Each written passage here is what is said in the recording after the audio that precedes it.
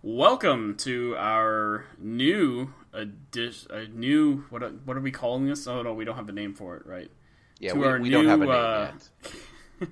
To our new feature, we're gonna be doing some NXT wrestling talk.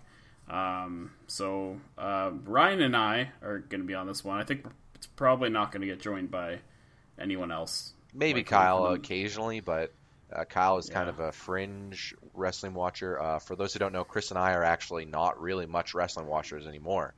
The both of us kind of fell into the same hole of used to watch a lot. I've even been to indie events lots. We went to ROH together not that long ago, actually a year or so ago was it now? About a year and a half, yeah. Yeah, and used to watch WWE a little more regularly, and just overall quality of the product, as a lot of people probably recognize, was dipping.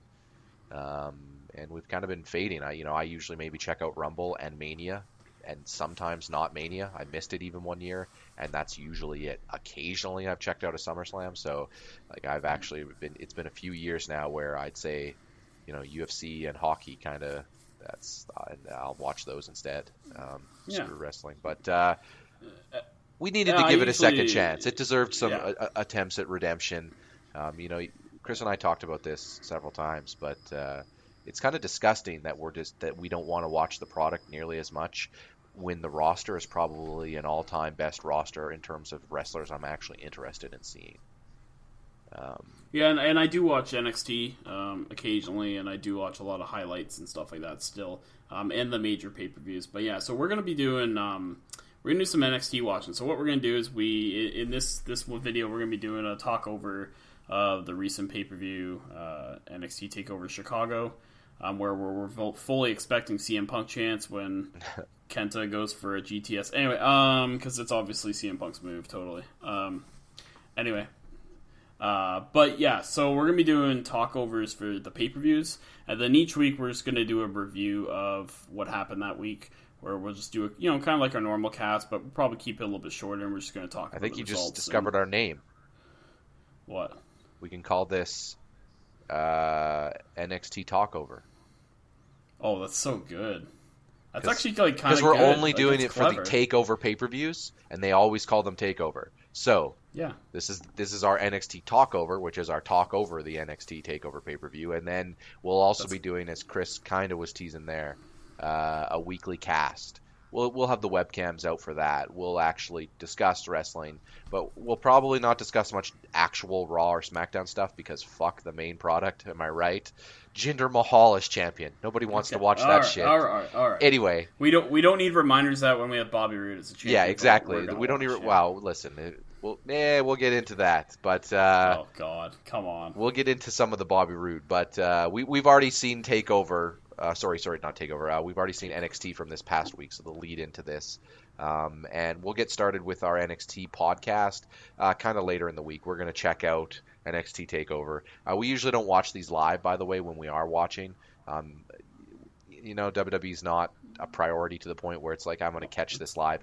We'll catch it on the network anytime we want, right? Yeah. And the other obvious issue is if you're watching the network, and people who've owned the network, like we do, will know this. The streaming, sometimes you have hiccups and things like that, and my internet's not the best, so it's a little bit easier to just kind of do this after the fact, where it's a little more accessible. The timing for me is always the least convenient thing. Usually the pay-per-views are on like a Saturday or a Sunday, and more often than not, other things I want to watch. It's playoff time for the hockey, their UFC events running and things like that. Mm-hmm. So, But yeah, so we're going to be, obviously, like I said, we're watching on the network. You guys can subscribe if you'd like. Yeah, so we're paused right on John Cena's face as the WWE intro logo kind of is going, or the intro montage, just as it says TVPG so on the screen. And he's kind of got his hand up to do his usual, you cannot see him. So we'll count it down. I don't see a face there, Ryan. We'll count it down, and we'll get started here with the NXT TakeOver Chicago. Yeah, so 3, 2, 1, go. Andre the Giant, Triple H. Oh, yeah, it's your boy. My boy, Triple H. Oh, I don't know how excited I am for this card. We'll see. I mean, listen, I don't even know the whole card. Based on what we saw from based on what we saw from NXT this past week, if all the build-up they're going to do for Rude versus Kenta is Triple H promos followed by go to sleep, I don't know. I mean, Bobby Roode's great, though. He is, but, I mean... He can't just be Triple H, is what I'm saying. There's more there. Oh, yeah. I agree.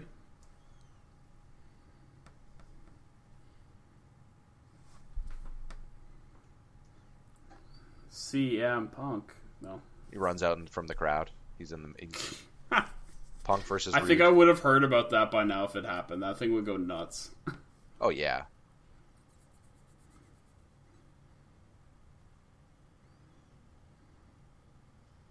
I thought you said she was a good character. Well, I mean, the last time I watched, she was She seems face, insane. So I don't know. She is kind of like... She's always been like the face that's like kind of sadistic.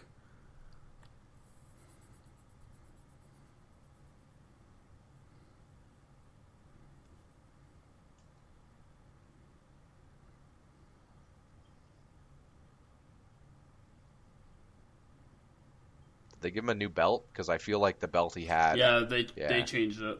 Yeah, because the new belt looks lots better. Oh, yeah. The old belt looked way too much like terrible. A Divas title. They changed it with Rude, from what I remember. I think they changed all the belts by the looks of it. Yeah, they did. They actually look decently good.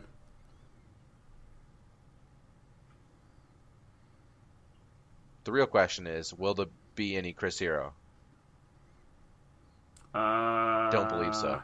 I don't believe so. Roderick Strong, though. I imagine you'll see more Chris Hero down the road when they get him into an actual build.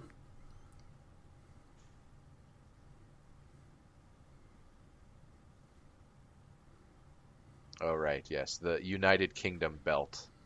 That's a weird belt. Like, they ran that angle, by the way, 2 weeks in a row. Yeah. Like, that's what I'm talking about. There's no story there. Come on. He comes out to the ring, cuts a Triple H promo, and then he comes out and gets GTS'd and then goes, oh, no, who's going to win? Come on, they're better than that. It feels rushed, is what I'm saying. It feels like well, they are both better than that. I agree. Like, give us something here. I mean, quality match-wise, it should be good. I mean, of course. But they're both fantastic. But you know, I was talking at the start about a big reason why we haven't kept up with the WWE product, despite the fact that, you know, a lot of our favorite talent is on the roster. It's just because there's no stories. Mm-hmm. They're just throwing them in matches together. It's like, well, that's not really compelling. We could have just seen that on the Indies, right? Like, we did see it with all these guys on the Indies to a degree. Yeah, exactly. The tag match should be interesting because I know there's been rumors that Ciampa and Gargano are going to turn on. Well, one of them will turn on the other. It's been the big rumor, but I'd be kind of I don't know. I like those two as a tag team. They're kind of fun. So we'll see, but I don't know how I feel about Percy Watson's suit. Looks shiny. Nigel has the best suit. I agree. Of them all. Also, they called Nigel an all-time great. Phillips did just now. Nigel's never wrestled a match for this company. They often do recognize him as like. I mean, don't get me wrong. He was a fantastic ROH World Champion. Well, I'm a huge Nigel McGuinness fan from his working days, but. They often mention with Samoa Joe when they had him there that like Nigel and him both had really long title runs and stuff like that in ROH.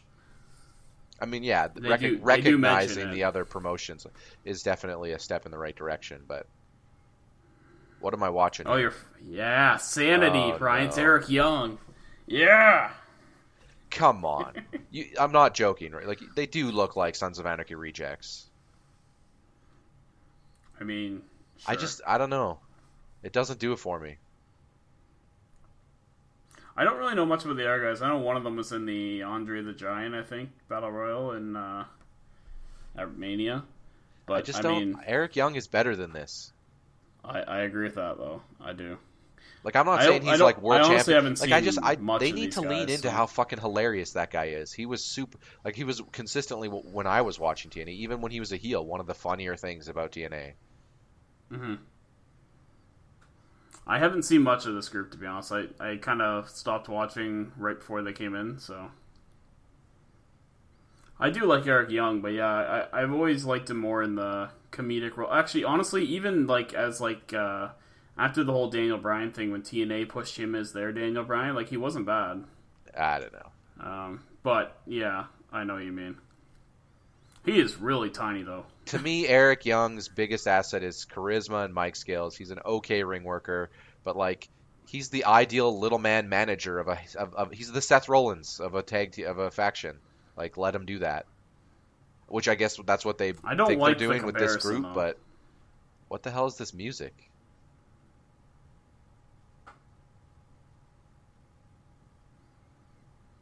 I mean, Roddy is a metal guy. I've always been a big Roderick Strong fan, but what is he going to do in this company? He's just not big enough. He's not going to do anything.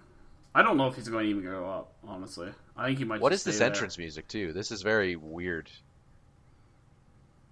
Oh.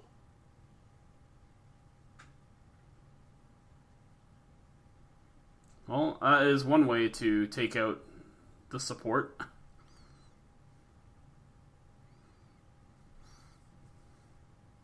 I do like Roddy, though. Roddy's a workhorse. He's one of the most talented workhorses there is.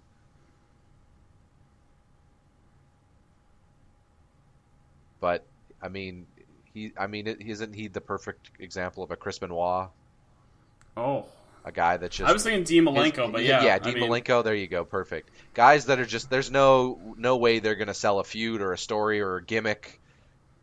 Hardcore Holly even fits into that. Just, they're workhorses. They're really great in-ring talents. They get They're it. the guys you like to put with the charisma but top-tier guys. Exactly.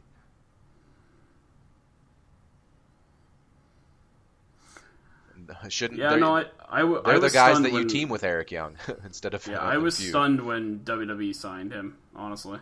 I good for him. He deserves it. It's just he deserves some money and all that. Don't get me wrong. I couldn't believe that's the guy they wanted there. What is he going to be in the main roster? That's what I wonder. Is he going to be just that workhorse like that people respect for that, and they're just going to have him mid card for 10 years until he gets one title run that everyone recognizes?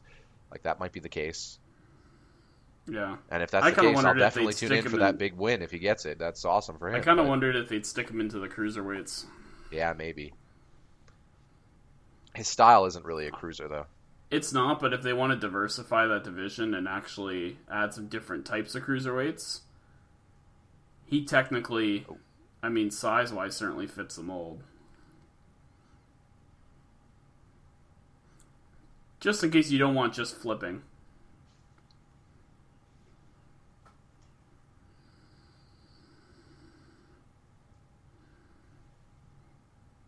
Yeah.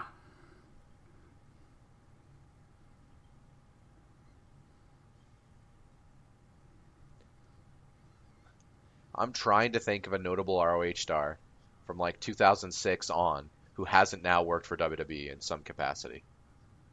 Like even like 2005 even or 4 like ROH era. Oh no, Aries there. Is what there. am I talking about? Wow, I keep forgetting that.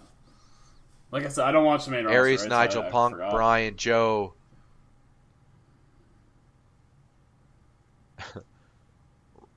Strong, even London, like everyone. AJ, everyone's been there now. It's kind of weird. I can't think of anyone. I'm trying to think of notable names who haven't actually did the trip over from the indie days, and I don't know. Christopher Daniels. Oh yeah, there you go. He's champion. I would say Loki, but Loki actually did work in WWE for a bit. I think Daniels may eventually go to NXT though, just for like a training and he road agent. Yeah. Daniels maybe odd match or two. I could see it. Give him his due. Well, especially it's really easy to pull him out for a match because you don't have to put him in the ring with someone he's unfamiliar with for a match out of nowhere, like what Taker was doing, which was kind of one of the reasons I think, in my opinion, Taker's matches dipped a little over the years. Not just his age, but it was nice. He's working once a year with people he hasn't ever worked with, right? In a lot of cases. Whereas with Daniels, you could just throw him with Roddy or AJ or a million of litany of people that he's worked tons with, right? Because your roster's filled with. Like, I'm pretty sure every notable indie star on the roster has actually worked a match with Christopher Daniels. I mean, probably. Yeah. I know of many notable matches. Him and Kazarian have been around quite a bit. Yeah. Daniels was in WCW, though. Kazarian, too, though, wasn't he? Yeah, I believe he was. Like, you've been around a while.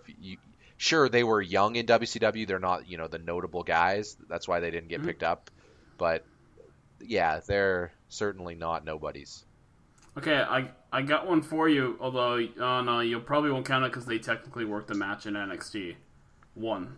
Who? And then it was a tryout match, and it was the American Wolves, Richards and Edwards. Oh, yeah, there you go, yeah. They were kind of a little bit later match, era, but that counts. But Jimmy Jacobs is in NXT now, isn't he? Yeah, he's a road agent or trainer or something like that. I mean, Necro Butcher. Did that say?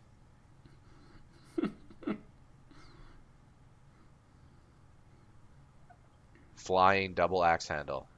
Like this is what I'm talking about with Eric Young. His offensive arsenal is just, it's classic, but it's not really captivating, if that makes sense. Yeah, it makes sense. Now, maybe they're just building into the face comeback here for this match, which is probably the case. I mean, to be fair, as a heel, you're not going to really get to... Yeah, but I mean... You don't usually get to use the moveset. He's never really been excites some people. The most diverse moveset guy. Man, these two guys on the side look really fucking weird. Like, one looks like he dressed as Bray Wyatt for Halloween.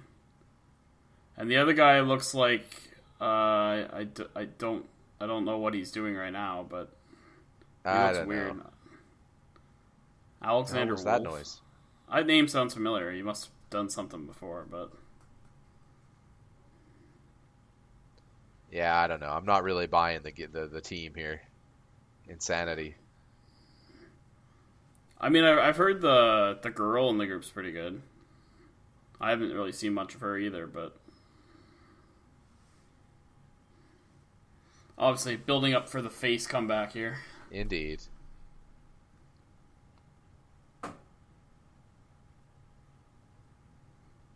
I like Eric Young enough though, and like he's a good guy to be, to have. But yeah, I don't know how I feel about this gimmick.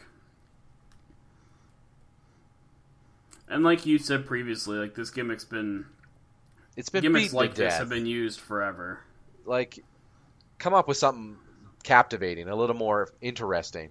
If you're gonna do this angle, then again, it's because part of the reason they're PG, but it's not just that they're PG, it's that they're not really worried about creating some longer story with this gimmick. It's just, what's something that we could dress them in that people are going to go, oh, they're not completely generic.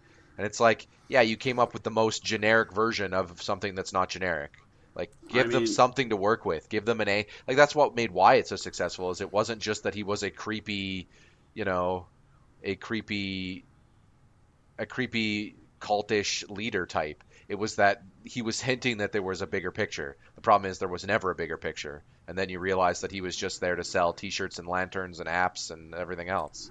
Right? What a wasted opportunity that was. And that's what this feels like to me. It's like, and WWE's always been guilty of this stuff.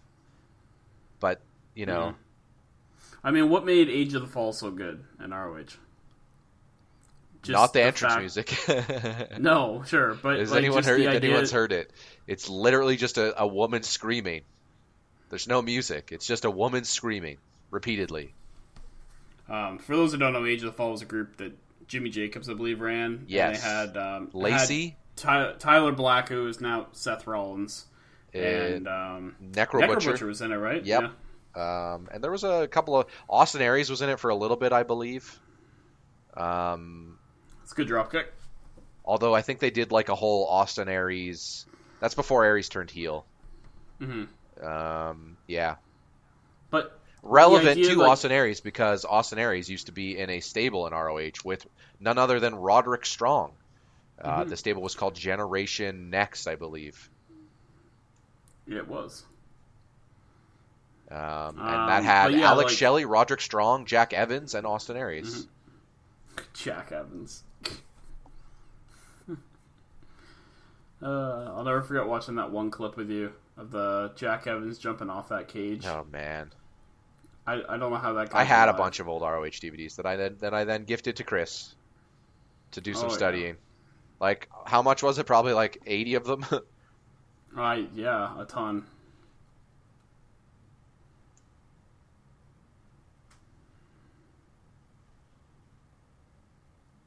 Roddy the Workhorse. That's not the finish. Come on, that's not a finish. But yeah, like, I mean, Age of the Fall, I think because they weren't PG, right, they could kind of go a little more out there. Well, their debut was like more insane. Was more shocking than anything Stable's done in WWE since maybe Nexus destroyed the whole set or whatever. For those who don't know, the Briscoe brothers, a prominent tag team now in ROH. The Age of the Fall debuted attacking them, and it was a ladder match. And then Jimmy Jacobs, after busting him open, hung one of the Briscoes up by the mechanism they used to hold the belts, and then they raised him up, and Jacobs stood underneath him with his arms out like Jesus as Briscoe's blood dripped all over Jacobs, and he like bathed in it. It was fucking crazy. Just that setting alone, you're just like, okay, this is really, like, I'm not into the emo stuff, but this is creepy. Gets you into somebody, yeah. You know, that's also the type of stuff where you're sitting there going, I hope he doesn't have hepatitis. Yeah. You're bathing in his blood.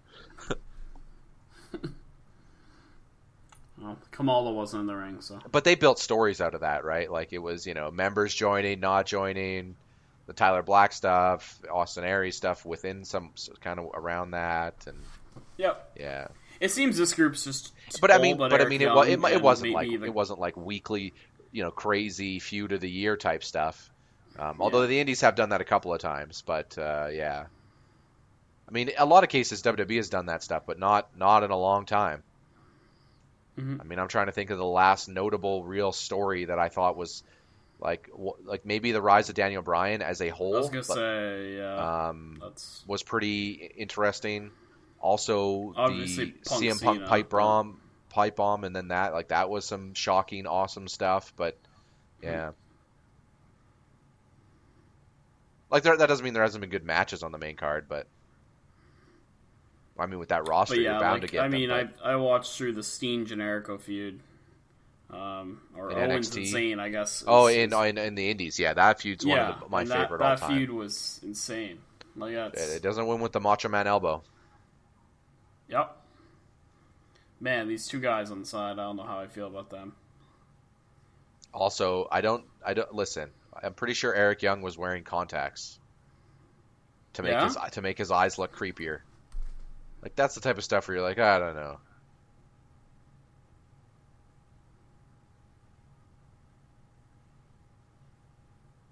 He wins with a roll-up? Really? Oh. No. Someone dropped something. Pick it up, ref. Good job. Enziguri. Nope. Backbreaker.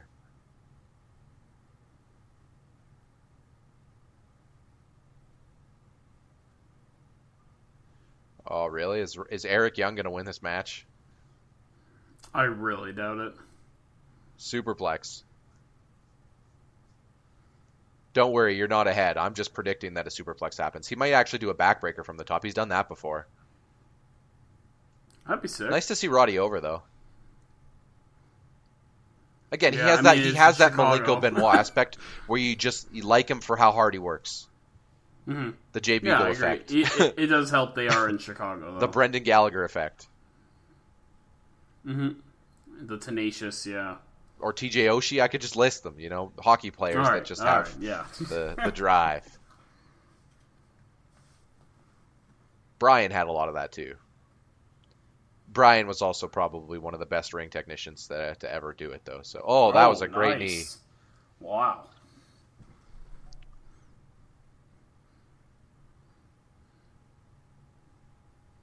How many times is Roddy going to have to take out these buffoons in leather here? I think this is the last time. Oh. Okay. Here we go. He's just gone knee crazy. Marufuji. Oh. Oh, that was nice. That's probably it.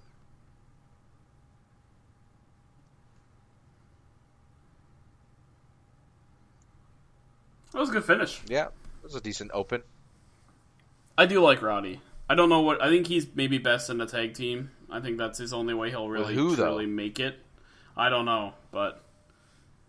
I mean, I could think of probably 100 names, but... someone who can carry the mic a bit. That's really the key. Chris Hero, man. There you go. Knockout specialist, man. He got the knees. Hero's got the elbows. Hero's got Claudio, though. I mean, Kings of Wrestling need to come but be a I don't thing. think they're ever going to put them together. They should, I agree. That was nice.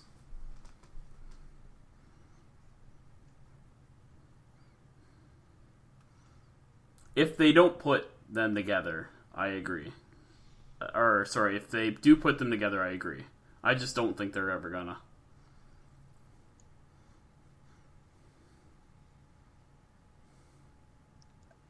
Crazy to see Nigel McGuinness commenting on a Roderick Strong victory in a WWE ring. Mm-hmm. Still a little weird. Against a TNA guy, no less. What's... Team Canada veteran. Yeah. Oh, Team Canada. Bobby Roode. Your boy was in that, yeah. I don't like this promo. We should preface, we both love Shinsuke, but... He's not a wizard. He doesn't shoot things out of his hands. I mean... I get it. Superhero culture is in, but you don't need to do that with everything. Nakamura should be presented like a gritty, in my opinion. Dark. Present all his stuff in black and white, as far as I'm concerned. Like... You know what I mean? Yeah. I think the only reason they did the whole wizardy stuff is just because that's how the name is. Because the L is like that. Yeah, that's their logo, but... This is the girl from that group. I could tell. She's got black lipstick, black hair, black makeup, and tattoos. I know people like her, so I don't know. And she's wearing Harlequin's ring attire. The chance of her winning, I think, is 0, though. Asuka's never lost. I mean, there's always... I guess there will always be a first, but... Oh, no, that's the girl, sorry. Not the other one. Oh, the one with no tats. So the other one could be in the group, too, though, is what you're saying. Sure. I don't know who the other one is. Apparently, she's supposed to be unhinged. I didn't actually hear a word come out of her mouth, so I don't know, but... Apparently, she sits in the back and smiles while cameras are on her.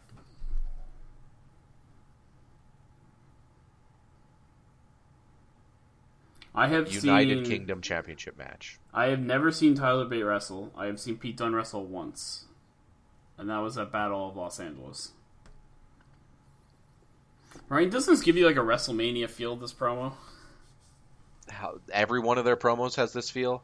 The Be a Star music?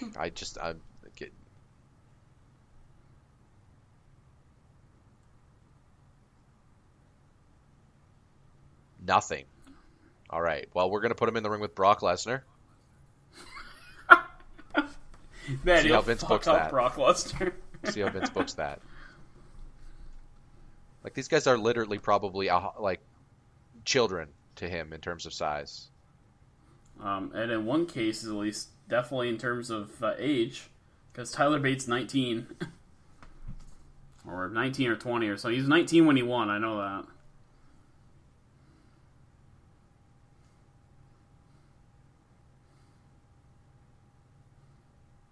It's a nice looking belt, at least. I'll give him that. They just need to bring the real belt back. Well, yeah. The European title? No, the real belt. The real world title. The WCW one that everyone held. Well, that's the UK title, so... I know that. I'm talking about just belts in general. When you said the real title, I thought you were referring to that. There is no UK title. That's just garbage. No offense, but... I disagree. There's too many titles.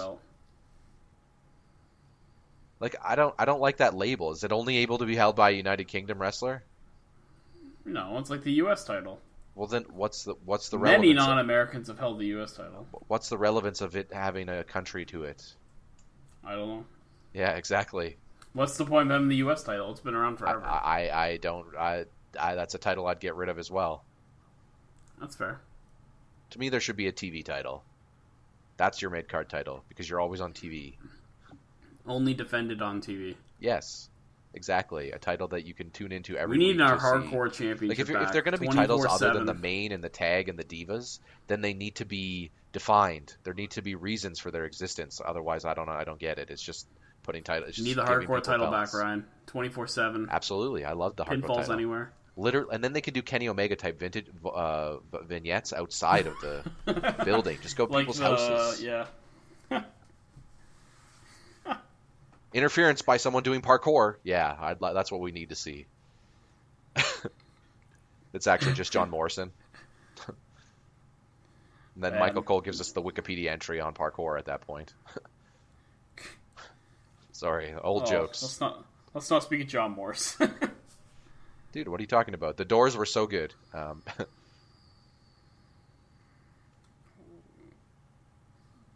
Regal? Oh.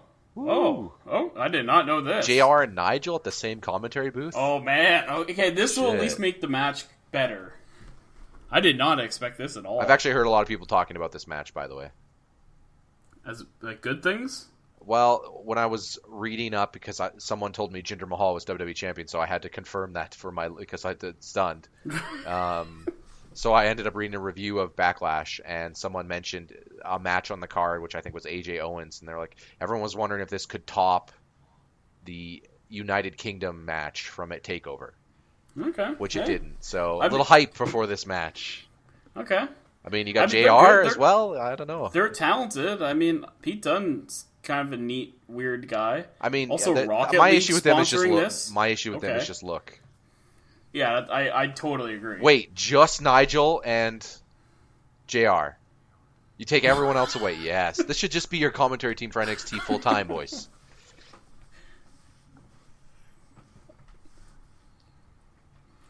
So, for viewers, we may not talk as much during this, because JR. It's JR.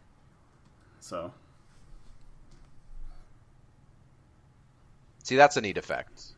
I like that touch. Mm-hmm. The graphic on the screen displayed with his name, that's kind of like a United Kingdom-y. I'm just saying this should be for a title that has defined rules, that's all. Apparently that guy is not a Pete Dunne. Nope. That guy in the pink shirt, I think he's a Dolph Ziggler fan. That guy's a Chris Jericho fan. Pete Dunne put on a hell of he's got the light bright shirt on? Angeles. Come on, bud. Whew, or the light bright jacket. He put on a hell of a performance in Battle of Los Angeles. In the one match I saw. Pete Dunne? He was pretty good. Yeah. He had a great match. I remember seeing him in Bola at one point, too. It's just the look. It's the look for me that hurts him. He still hasn't even got rid of all the acne on his face. Like, that's how young he is. I was going to say, he looks like he could be, like, 15. Like, that just doesn't seem tough to me. I'm sorry. I don't see toughness when I see that. I see young.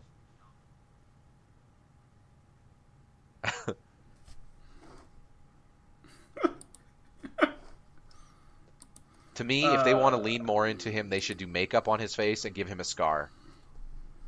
Yeah. Pete Dunne. Like, give him some sick scar. Also, get rid of that ring attire for Pete Dunne. Not doing it. He needs to be hardcore, like Austin. Barely ever wear ring attire. Just come out in, like, jeans. And he doesn't need to wear bearskins. That doesn't sell either. This isn't... Maybe that makes you seem like a very badass person in 1601, but not in 2017. Hey, man. I'm sorry. Man. I'm sorry. I'm sorry. I wish I could... Oh, that's okay. We'll see the next time the camera goes through there. I thought I literally just saw Frank Mir. Just sitting there with his fist out. In front row. Front row Frank Mir. That's welcome to NXT Talkover. Front row Frank Mir. Is it actually Frank Mir? I don't know. They need to go the camera over again so I can tell. It was like a quick camera over, and I was like, that looks like Frank Mir. Probably just a lookalike. Well, everyone's into the bruiserweight. Pink shirt guy's not chanting right now. People do like Pete Dunne, man.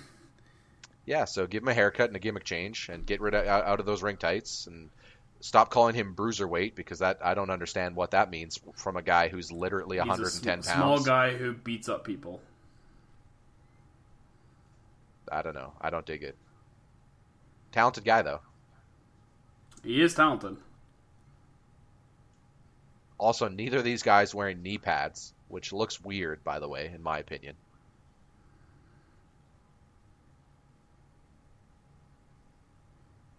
One with kick pads, one without, which means I'm pretty sure. What is his name? Tyler, the champion, Tyler Bates. That means he will not be delivering stiff kicks. Or he is, and he's just going to literally kick his head off. He's going to, Orton punt. Also, I can't... Pete Dunne has a lion tattooed on his knee. I'm sorry, but... Oh, he's also got one tattooed on his... on his ring attire. Thematic.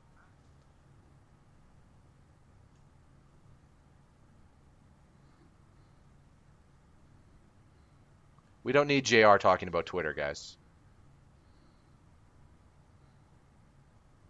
Yeah, there we go. See, my issue with Pete Dunne's look is that he looks like you go over to a buddy's house and you're like, that's a really bad creator wrestler you've made there, Pete Dunne. Like, that's my problem. He doesn't look official. That's fair. Clean him up a little. Put him in a suit, right? He doesn't need a suit, and he doesn't need to deliver Triple H promos. If anything, to me, he's the guy who needs a leather jacket. Yeah. He's trying to be a badass, so make him angry and assault ring refs and ring technique. Make him a bully. Just give him Ryback's gimmick. Well, that's kind of what he does. I mean, at the tournament, he knocked a guy out, during the introduction to everyone. It just looks weird to see a guy looking like him. Okay. Being a bully. Like that, to me, that's bullies are supposed to look a little edgy and intimidating, and he doesn't seem that way to me. If that makes sense. Mm-hmm. Like, come on, if he literally came up to you and tried to intimidate you, looking like that, you would start laughing. I mean, yeah, he's got a bit of a... I mean... Even if you knew he could take you, it doesn't... You're just like, come on, bud. Yeah.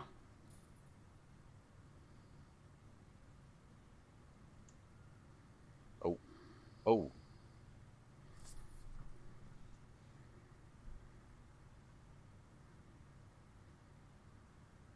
So is Bates' gimmick that he has a mustache, or... I think he's... I mean, I don't know. Again, are they leaning into, the William Regal British guy? Yeah, but, he's a total good guy, right? Yeah. But everyone's cheering for the other guy, so... I think they like both. So we're gonna have a real Rocky Maivia situation on our hand here with Tyler Bates, is what we're saying. There was a Tyler Bates chant going a second ago. Everyone will start saying Tyler Bates sucks, and then he'll have to go heel and turn into a movie star, and... Yep. I did not know that's what he was doing. I was like, why are you letting him go so early?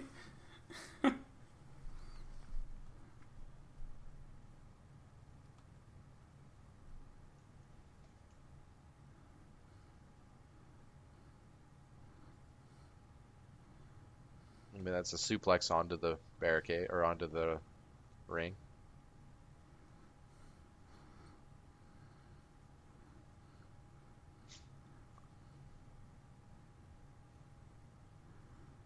I mean, hey, good for him, man. He got over. Yeah. With this crowd, at least. That's true.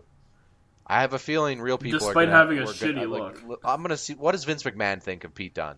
That's the real question. Not good things, I don't think. What does Roman Reigns think of Pete Dunne? Hey, you're no Marty Scurll. Come on. Never before has someone with a mullet gone as far as Pete Dunne.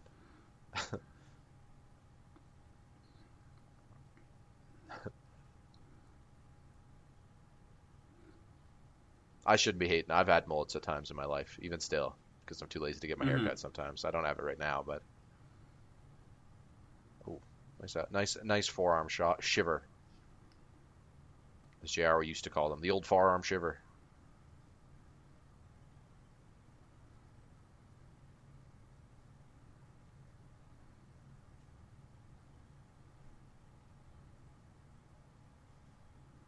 Oh, he's no selling. Fighting spirit.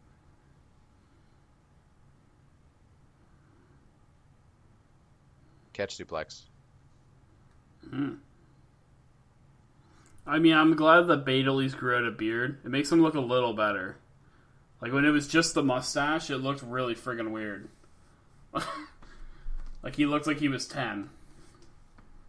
Just with the mustache.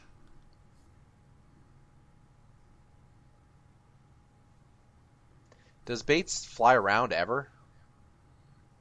Does he fly around? Missile drop kicks, anything from the top. I don't know about top rope, but he did do some pretty athletic stuff earlier. Oh, I'm not asking Again, if he's athletic. I've actually never asking seen him wrestle. how much he does. Because to me, I've I feel like that's kind of what his repertoire is missing right now, based on what I'm seeing. He looks really good and technical and sound on the mat, but I feel like he needs to be a little more springboard. There we go. Yeah, oh, perfect. Just as I called for it. Oh, nice pin too. He's pretty good for however young, like 19 or 20 is what he is. So random nipple shot. Thank you for that. Zoom in on it. This WWE cameraman. Where are their minds at?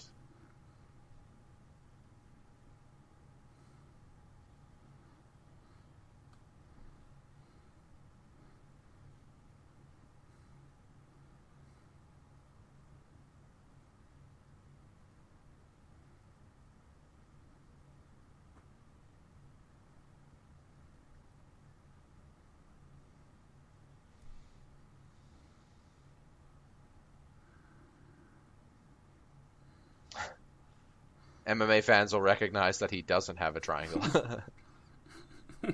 Not even remotely, but hey.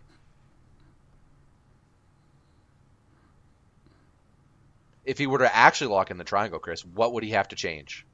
Do you know? Wouldn't he have to have the... Wouldn't the right leg have to be under the left? Yes. And it would have to be over the other shoulder. He has it over his far shoulder so that there is less torque on it. Versus if he needs it so that he can hook the arm. Actually... Yeah, do it. Some Rampage Jackson level strength. Man. I'm surprised he didn't knock him right out from that.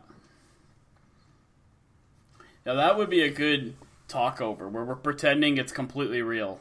Oh my goodness. Nobody's that big of a mark. David Arquette, maybe. I would have a hard time keeping a straight face. This is awesome chant literally over a powerbomb counter. No, it's been pretty good, man. It's been a good match. Awesome, yeah. They always say it too early. It's just the way it is. People get excited. They want to chant. Airplane's been the most dangerous move of all time. Oh, watch out.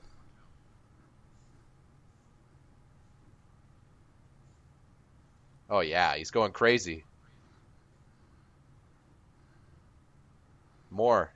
I could never do that.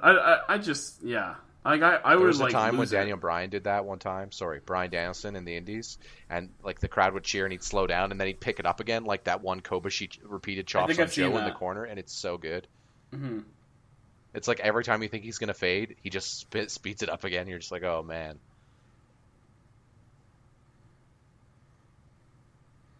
I just don't think I could do that. I would get way too dizzy. It's times like that when you have to recognize how fake it is, obviously. But they're goofy. I like it. It's a goofy, weird thing to do. It's kind of like Cesaro's or Claudio's big swing, right? Although I know you liked it a lot when Hero would drop kick. Yeah, well, Claudio used to also do one where he put people in like on his shoulders, like what Tyler just did, but reverse, like kind of the other way, and then he'd Wow. spin them, and then he'd let them go and let them spin in the air and kind of hit down. Oh, Orange Crush, I believe. Good kick out.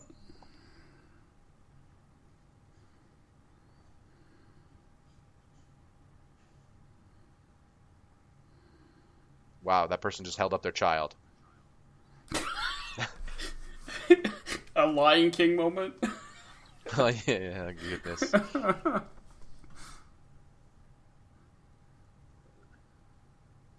I will say, this is not the match I thought was going to be good. It's been good. It's Were been you really good. thinking Rude Kenta? Kinda. Rude In the is, tag match. Rude is solid, but come on, he's not a show stealer match. I thought it'd be a good storytelling match, though. Sure, I'm sure it'll be fine, but I mean, Rude's winning, right? So I mean, I assume so. okay, these guys got. There we go. That's a little better. For a second there, Dunn's They're punches tired, were a man. little. There we go. Yeah.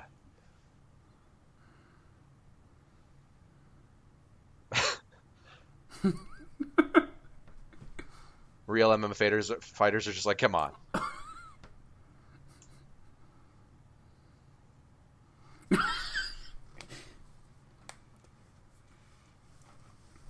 All right. Yeah, I wouldn't mind this commentary team Given for- the height and weight of these guys, I'd say now this is just the addition that they're going to get in there with Dominic Cruz, right? Mhm.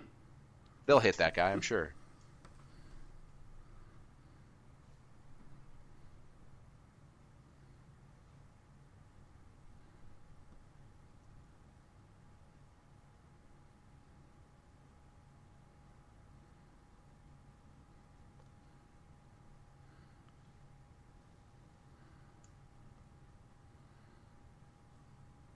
Oh, okay.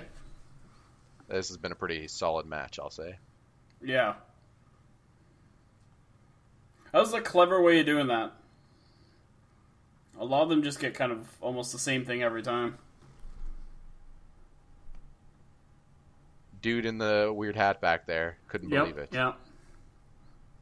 Wearing too much white. Where's fake Frank Mir in the front row? What's he think of this? Well, if it's really Frank Mir, I don't know. He probably would have been criticizing that triangle earlier. Oh yeah. And some of those light punches. I'm assuming it's just a Frank Mir lookalike.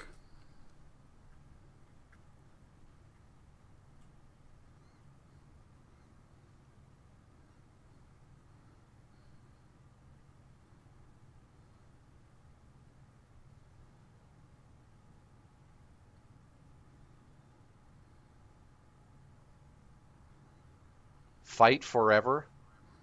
Yeah. I mean, they'll die, guys. It's a Yeah, dumb that's chant. chant's been used. That chant's been used a few times. That's a little weird. They did the chant, I think, when Sammy and Kevin were fighting there too.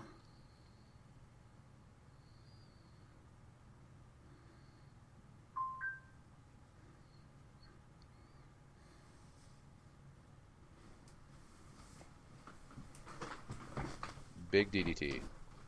He's got the ropes there. There we go. Now we need to see a dive, right? This is just getting started, this match. We're sprinting now. I mean, Sprint time. I'd be okay with that. He needs to do something aerial. Go to the top, springboard, run, dive, something. It's coming. It's coming. I feel it. It's gonna be a big moment, and everyone's gonna go crazy.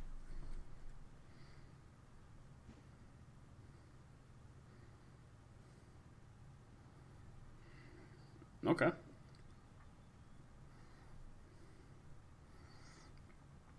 There we go. He goes from the top. Good. That's important at this point.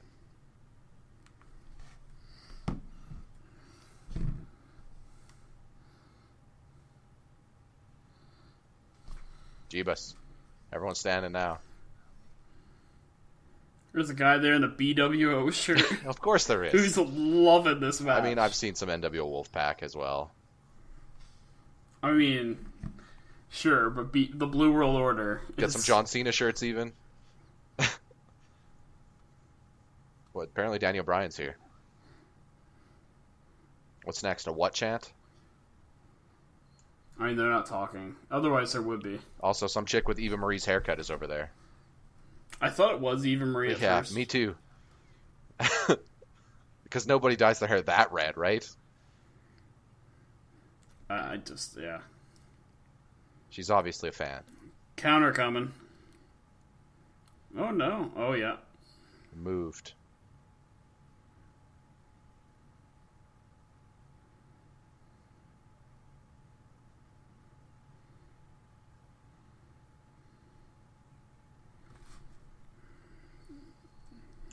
It's a good match. Oh, man. Pretty good match.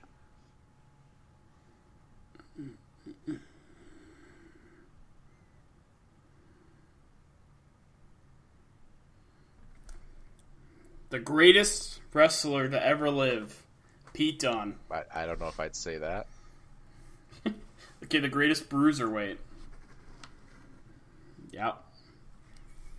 Yeah, that was a good match, though. The real question is, how well does Pete Dunne sell to the main roster crowd? I have no idea.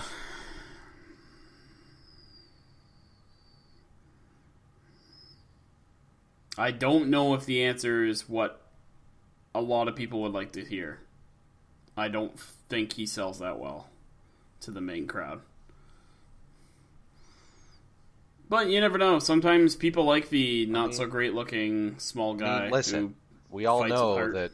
that the greatest feud in WrestleMania history is brewing. Pete Dunne, Jinder Mahal, WWE Championship. Oh, come on. Let's not put Jinder in this conversation. Let's not put the champion, you mean? Jinder should not be in this conversation with even Pete Dunne, for that matter. Jinder Mahal is the champion. Jinder Mahal wishes he could put on a match like that. You think Eva Marie lookalike over there is a fan of Jinder Mahal? That's the real question. She actually, in Total Divas, in one of the first episodes, they tried her out as a ring announcer, and she called him Ginger Mahal. So that Jinder Mahal, he's the Ginger Mahal is the champ then. Yeah, she's probably thrilled. Yeah, huge fan. It was a good match. Mm-hmm. They'll do that again. Nice pick. They'll do that again. Oh yeah. Oh yeah.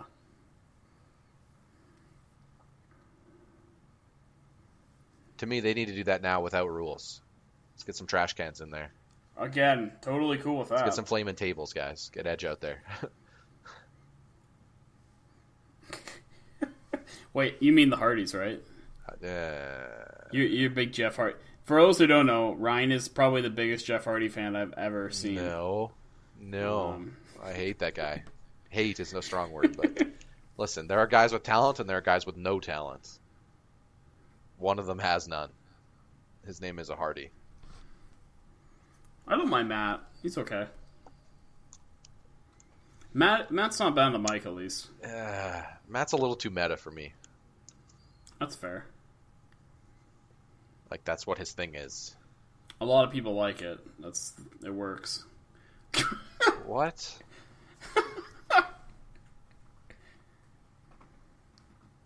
No, you're not.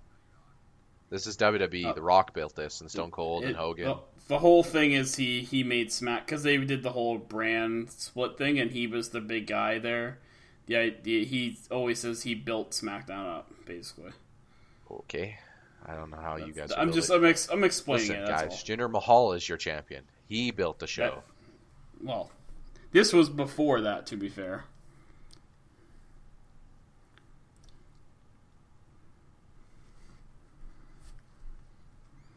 Jinder Mahal.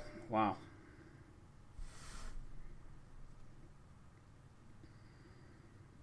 See you later, JR.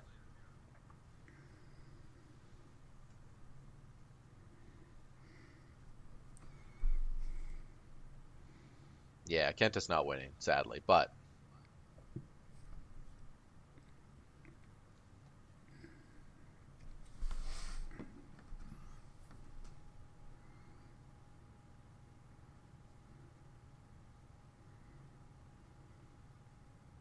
have you heard that he's glorious? I mean, he is. It's From my on his hometown, belt, his for t-shirt. those who don't know. from the town I live in. We're just gonna put that out there. The what? Bobby Roode is from the city I live in. Oh, Belleville. Put that there. No, Peterborough. Peterborough.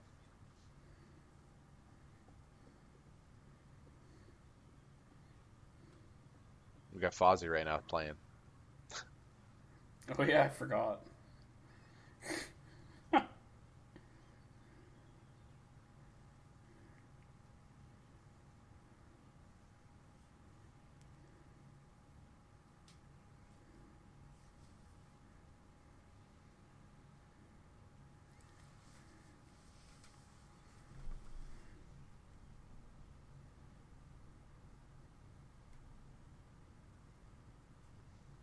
Nothing better than Battle Royal highlights.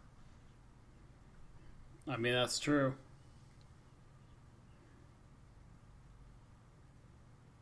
Jesus.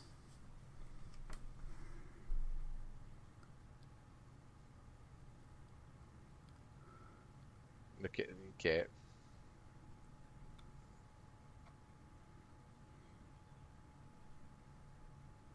Right, but isn't this only a triple threat match? Oh. Yep. Ember Moon? What kind of name is that? A very, I don't know. I've heard she's good. I haven't actually watched her again. I don't know about the names, man. You know, names are usually not great a lot of the time, as we know. I mean, Ember Moon. Yeah, don't worry. We were discussing this when we were watching NXT this past week. There were some names. Let's say. Do you mean Blake Murphy or whatever his name is? Oh, I don't know. Remember there was Wesley Blake. Wesley Blake. There you go.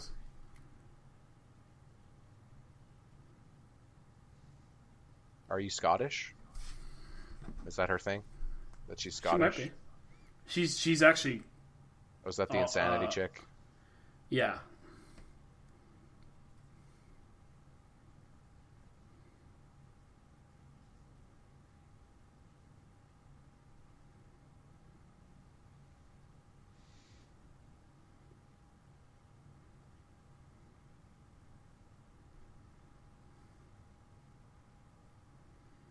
So the story here is that Asaka's better than everyone, and some people are mad about that or something? Is that what I'm gathering?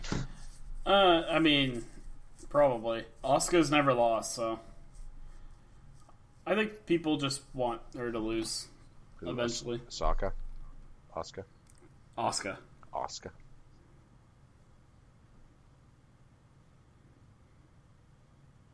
Yep, you'll never lose.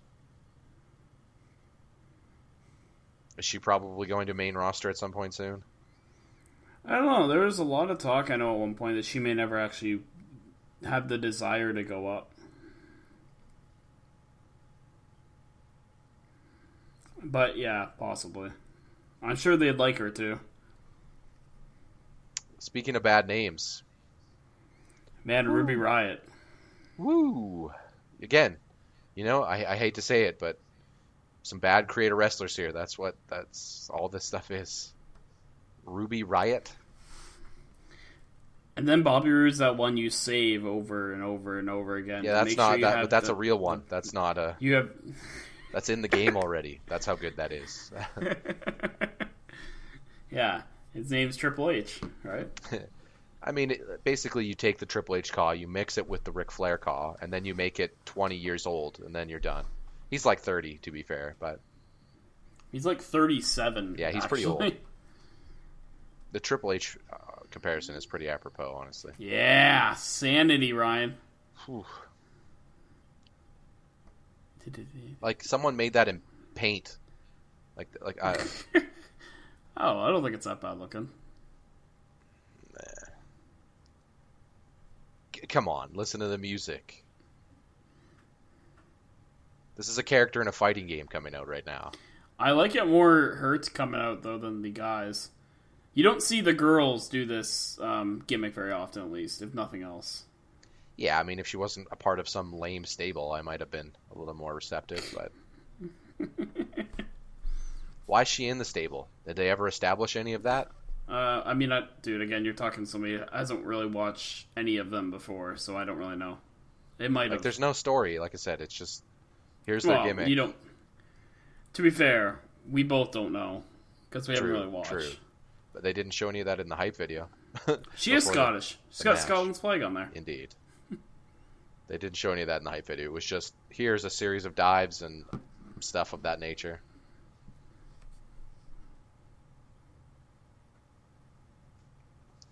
This is like the Divas version of Abyss. Yeah, that's accurate.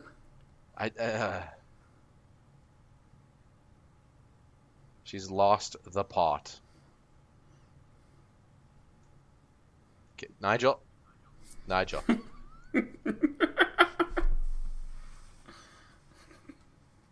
I don't know. Ruby Riot.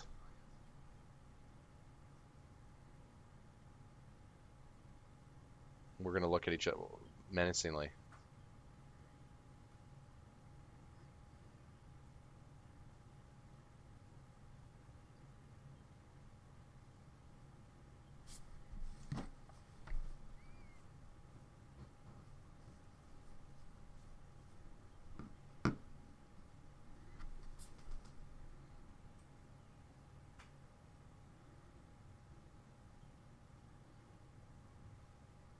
If you haven't heard, she's from Japan, everyone. Yeah. If She's been doing that for yeah. like before she even came over there. She's Oh, been I doing know. That. Okay, that's good. Like, because a lot of people I know who maybe see her for the first time think this is like a typical WWE stereotypical thing, but I think she's basically been doing it for years.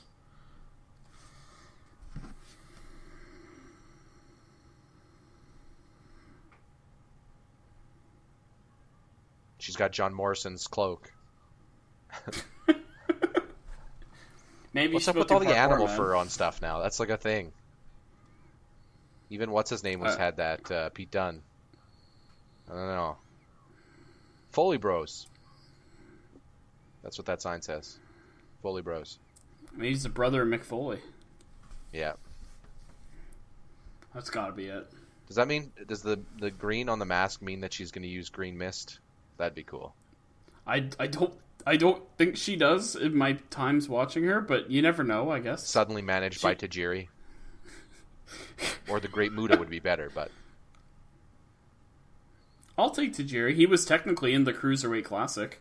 oh, way to go for him. Yeah, still wrestling at this age. I don't know how old he is. I gotta think he's decently up there, though.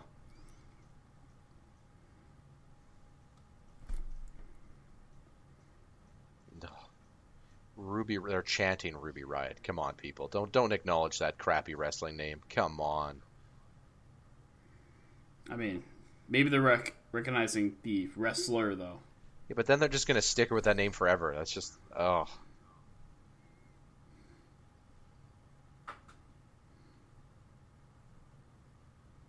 That's how you end up as Seth Rollins.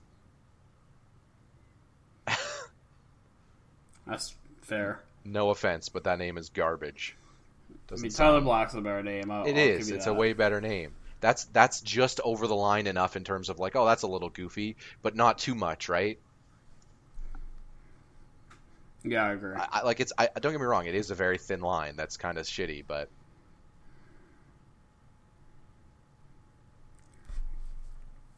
like the thin line of this is still a wrestling name, so it sounds a little edgy, but not like too much of a gimmick or jokey, right?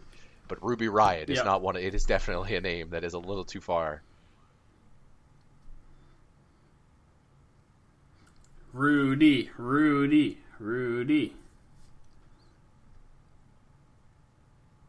Big Rudy fans in the crowd. Yeah, Rudy.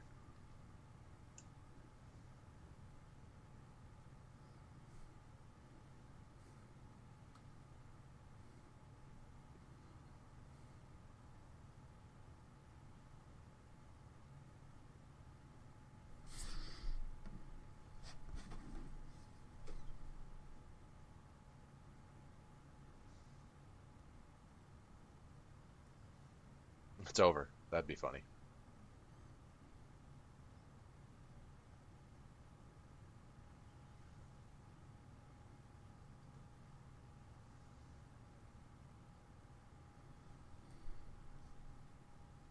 dive.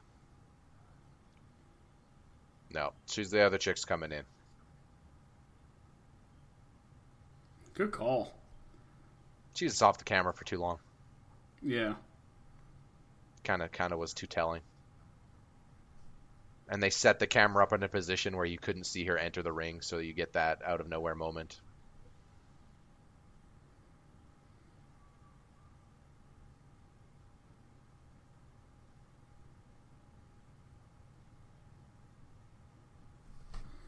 For some reason, this chick in Insanity reminds me of Ivory.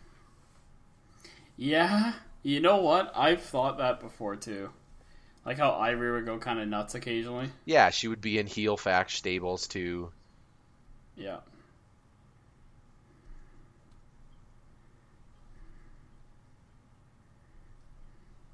I mean, this chick's a little more into S&M, I think, but at least that's what her gimmick says. I mean, I guess. I mean, look at how much leather she is wearing. Like, dear God. That doesn't necessarily mean two anything. cows had to be killed to make that outfit. Maybe she just likes leather, man. That's what that means then. Man, I like leather. I'm not an S&M. So you're gonna wear leather pants? No. Yeah. I got a leather jacket. That's different. This chick has a leather jacket, leather pants, leather shirt, leather boots. She's basically Buffy the Vampire Slayer. Yeah, that's true.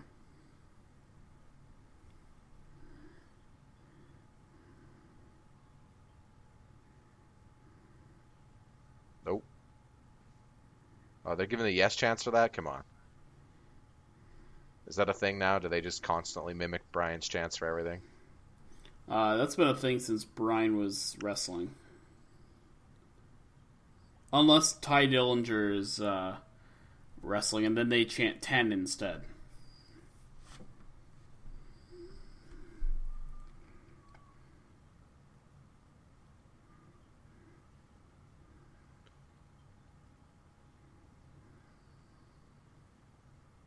That was sloppy. Yeah, sold pretty sloppily too. Yeah. I think that's what the big issue was there. It was very slowly sold. There we go. Speaking of slop, there we go. That's better. Shit, transitions into the Kurt Angle hold. No, sorry, Ken Shamrock. He's the one who first made this move famous. I mean, the most dangerous man on the planet. Which is funny because Ken Shamrock was also always not really a great MMA fighter. Even Tito Ortiz was better. I mean, Tito Ortiz was pretty good though. Let's be real. Tito Ortiz beat Chael Sonnen in 2017. Okay, come on. Hey, Bellator. The TNA of MMA over there is doing its thing. Sure. Current Tito Ortiz is not prime Tito Ortiz. Same with prime Shamrock. But he still beat Chael Sonnen. Sure, you're right. I still was surprised by that. Current Ken Shamrock wouldn't beat Chael Sonnen. Dude, current Ken Shamrock could walk into a WWE ring and literally kill everyone in it. That's the at the Royal Rumble. That's the thing. He would beat none of the legit MMA fighters, but he would school pretty much all of the WWE. Even Lesnar, I think. Lesnar's got the size, but Lesnar's taking him to the ground, and Shamrock knows what he's doing on the ground. I know, but I don't know. Come on, Shamrock has the jiu-jitsu and the wrestling. I feel like Lesnar could just literally lay on him, though. I don't know. That's true. Lesnar laid on Mark Hunt. Lesnar was roided, though. That's true. Like anyone was shocked by that statement. Oh man, I didn't know Lesnar ever did steroids. Oh man. That's like the third botch. So now she likes that if you're whatever you're doing there. That's weird. Why did she stay up there? To celebrate? I don't understand. That was weird. Because her name's Ruby Riott. Yeah, man. Apparently. Oh man, the women's division's gone downhill in this in NXT. Hey, Kenta's here. Go to sleep. That's alright. Nikki Cross. That's an okay wrestling name. That's not terrible.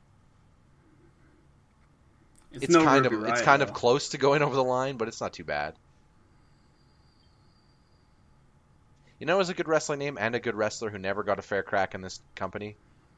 Seidel. Evan Bourne. That was a cool name. Airborne was. I like that. Yeah, it was a good name of a finisher. Yeah, and then they had what was his tag team? Oh, he'd be perfect now in a cruiser division. Can you just imagine Will Ospreay, Ricochet, and Bourne? Throw Pac in there. Oh, I'm sorry. I'm sorry. You want to say one of those names a little bit different? Will Ospreay, Ricochet, no, Ricochet. It's Ricochet. Whatever, you said Ricochet. German. Oh, that's nice.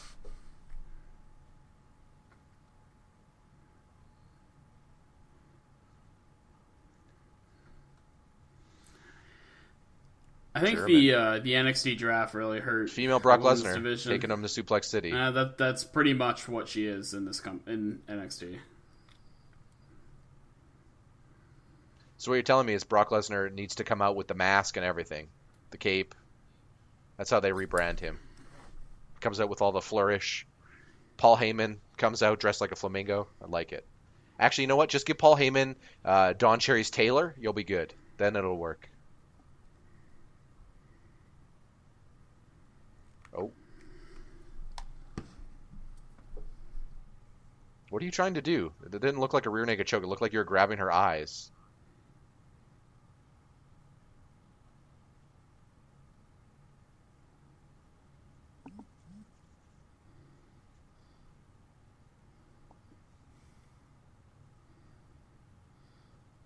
You know, I would probably be okay with this Diva's name if they just took out the Riot. If her name was just Ruby, that's okay.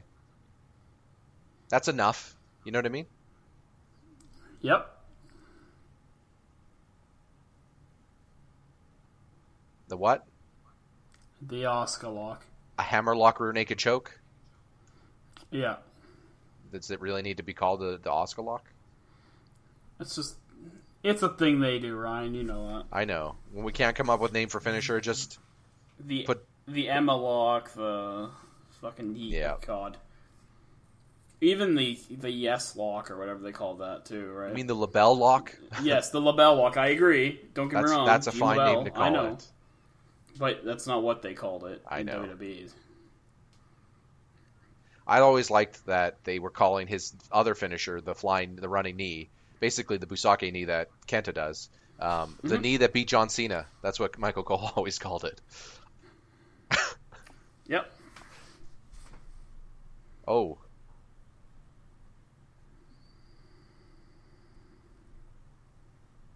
This would be a great bit if she wasn't just sloppily aggressing her. Like, do a move. You're not... Okay, hey, did you know that the ring steps are not your opponent? You're not going to get a pin count on them. She's really angry, man.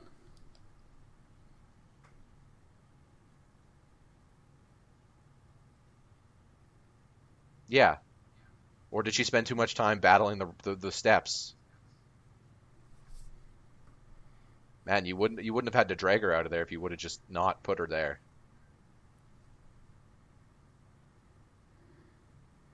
Uh-oh. Oh, she's got the leather whip. Rest in peace, Gino. Oh. Nice call there, Percy Williams or whatever that guy's name is. Percy Watson. Watson.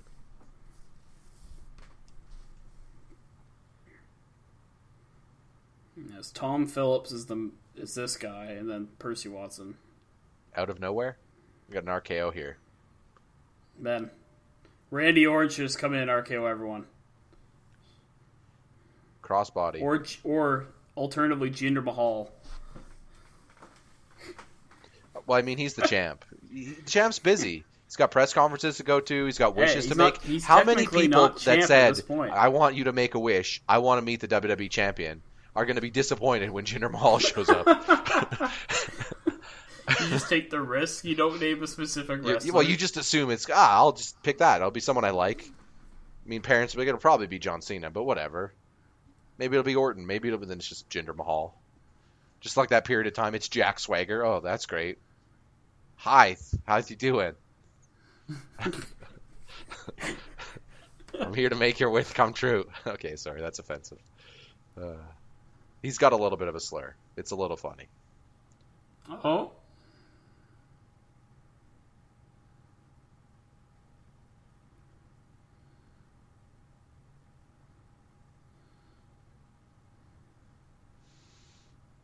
Ruby Riott sold that a little too fast.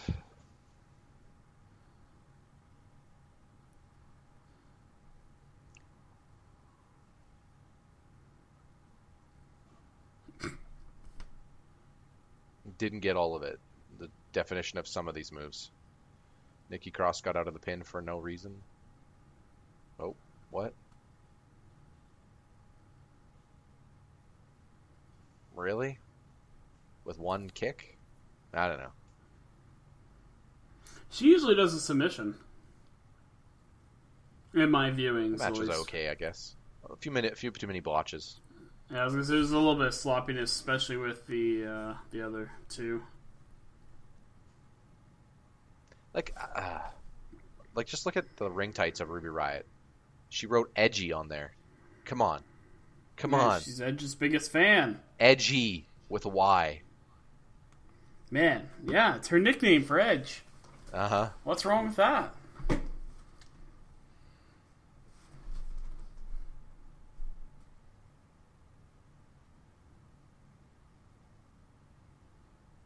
But that doesn't make sense, though, Nigel. Do you understand? Then she kicked out for the other lady to get hit with a knee, and then Asuka pinned them both. So she could kick out of the first pin, but not the second one? Even though nothing had happened to her? Yeah, that finish was a little weird. I don't know. Like, look at the finish. So Nikki Cross is currently getting pinned, right? Now she kicks out. Now she pins them both, even though she just kicked out. So somehow her getting pushed over doing that's enough to pin her? You hear what I'm saying? I thought they were trying... I think they were maybe supposed to sell that she doesn't actually kick out and that the knee takes... Yeah, but she kicked out too... They waited too long, yeah. And then it just did look weird. That extra time she had to recover caused her more pain so that she would get pinned. Or maybe they're trying Apparently to say the knee strike I heard to the NXT's head fell on her. Is about to get some like the best wrestlers from some female promotion, like a Japanese Shimmer. promotion, I believe. A Japanese. Yeah, Shimmer's not Japanese. It's not Shimmer, I don't think. Hey, what's this random?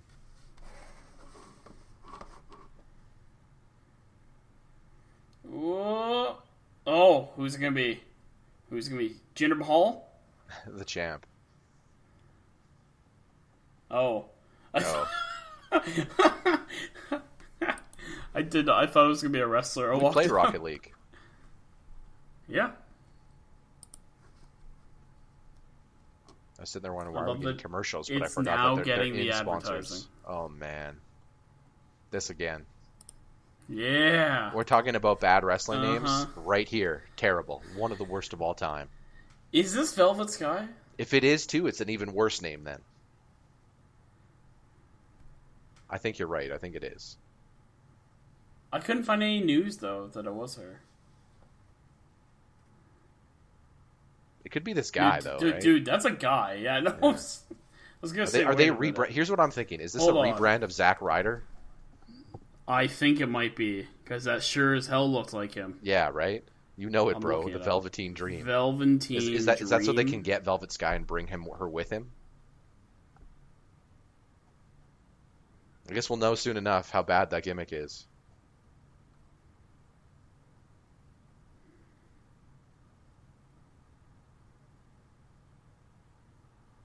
Nigel doesn't have anything to say. Nigel's sitting there going, this gimmick is bad, guys. What are you doing? Why did we say the words Velveteen Dream out loud? You say that once and you realize, oh, that's a dumb thing to say. Oh, the guy's... It's Patrick Clark.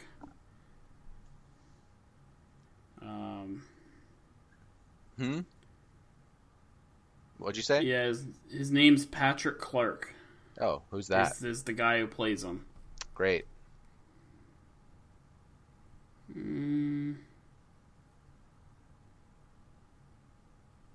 Yeah, when they signed Kenta, it was like such a big deal. Remember, it was like, oh man.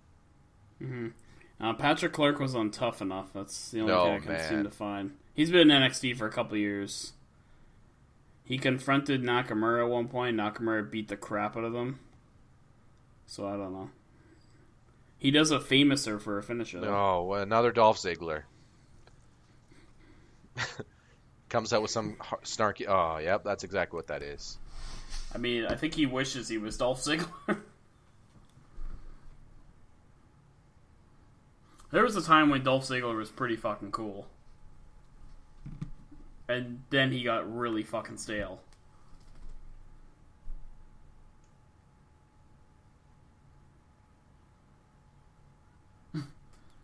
When Kevin attacked him.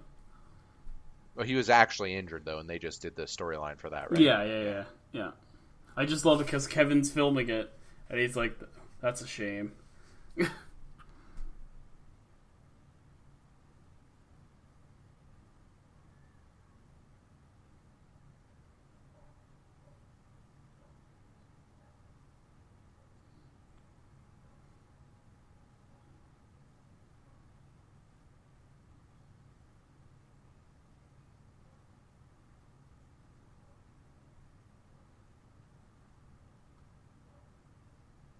But okay.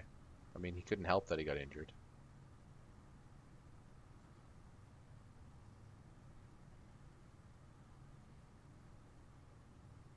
Oh, man. Really? He came out with a bunch of women? Bad Rick Rude. Rick Rude, yeah, that's another good analogy. Yeah.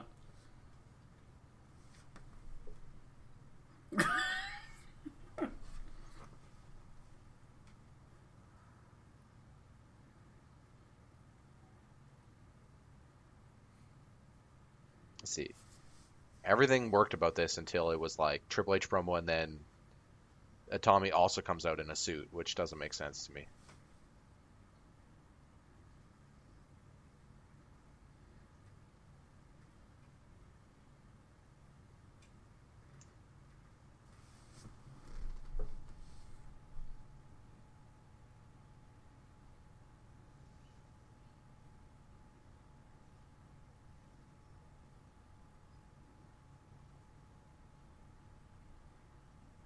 Are we getting into this match now? No, I think it's just a promo for later that night. The tag match. We're going to see that again, right? Before the match. Oh, then why are we... I don't know if we're going to see that exact one. Yeah. Oh, what? Really? This is the middle of the card match? That's weird. Or is this the pay-per-view? It might be. No, it's still the tag match to go. Oh, yeah, you're right. Maybe the tag match. That's a ladder, so maybe they let them go. Well, it must be something that happens and that made it... Oh, yeah, whatever. Maybe a debut or something. Maybe this match is just going to suck and they know it. Maybe the booking of this match is a quick heel finish or something.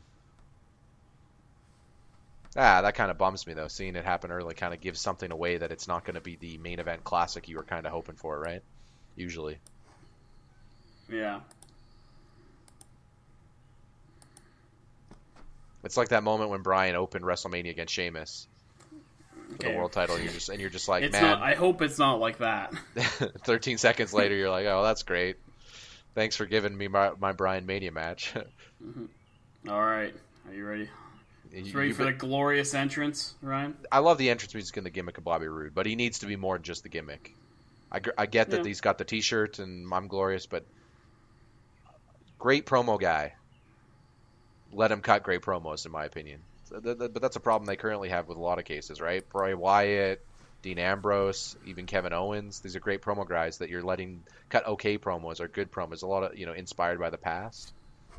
Mm-hmm. Let's see some good stuff. But the promos are done. This is for the match. Okay, what do we got here? Well, that's why this is happening, because his entrance is actually super long. So. Yeah.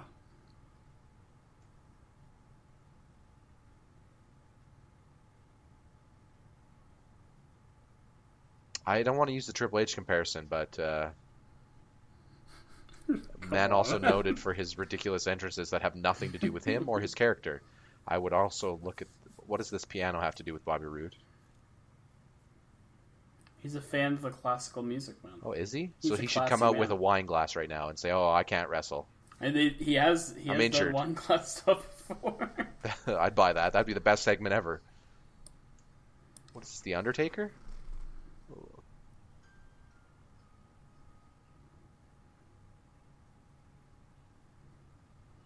One of the things you and I were talking about that we really liked about his music and his gimmick is how like old school French aristocrat it kind of leaned into, right?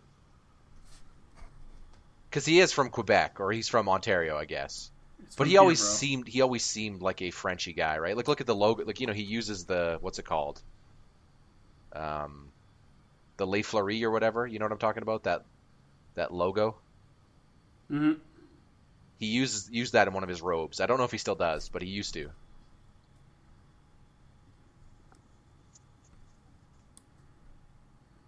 Comes up on the thing like he's an action figure.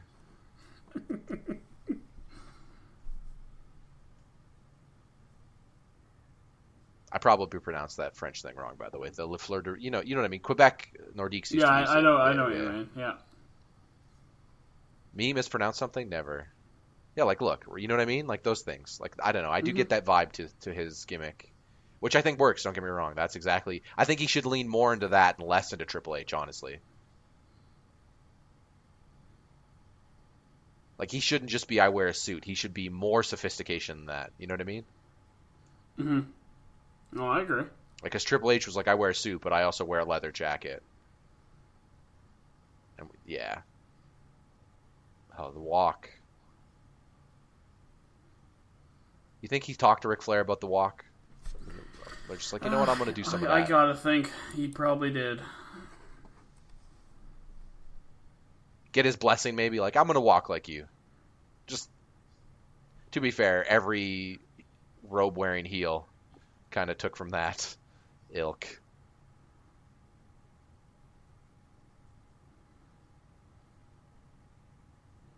I love that. I love some of that stuff. God, I love Nigel.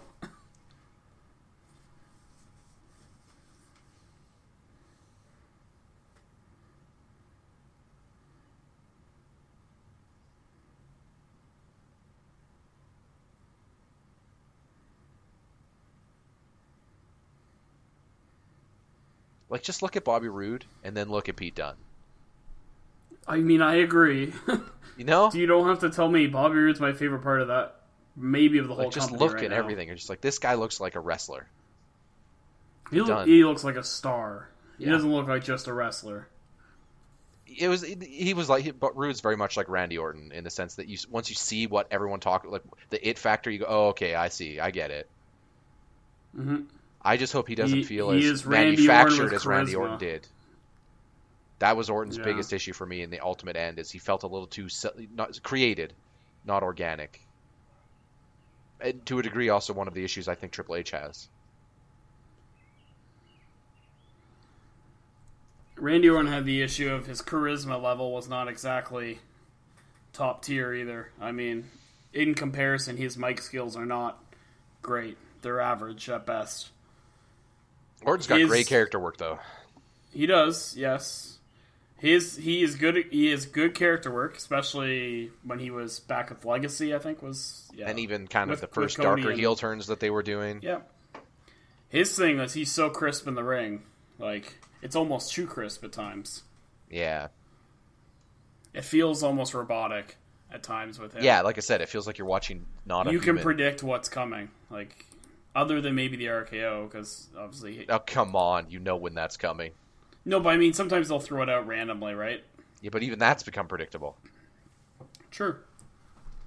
That's why I laugh every time Cole says out of nowhere. It's like a Rumble, they had him come out and do it like 6 times, and you just knew it was coming. That's like they keep saying out of nowhere. You're like, no, I know what you're doing. Shit, they bill him from Toronto, not from Peterborough. He might have been born there, but I know he grew up in Peterborough for sure. I should check that. Because he's got a house here, I know for a fact. But yeah, they would bill him from Toronto either way, right? Because, I mean... More notable, yeah. Yeah, he's actually born in Scarborough. So yeah, I mean, Toronto's accurate. It's like, Scarborough's like in the GTA. Yeah. I think he did grow up, though, I'm pretty sure, in Peterborough. Yeah, he attended high school in Peterborough. So, in fact, he attended high school at the high school that I can walk to in 2 minutes. That belt is actually pretty nice looking.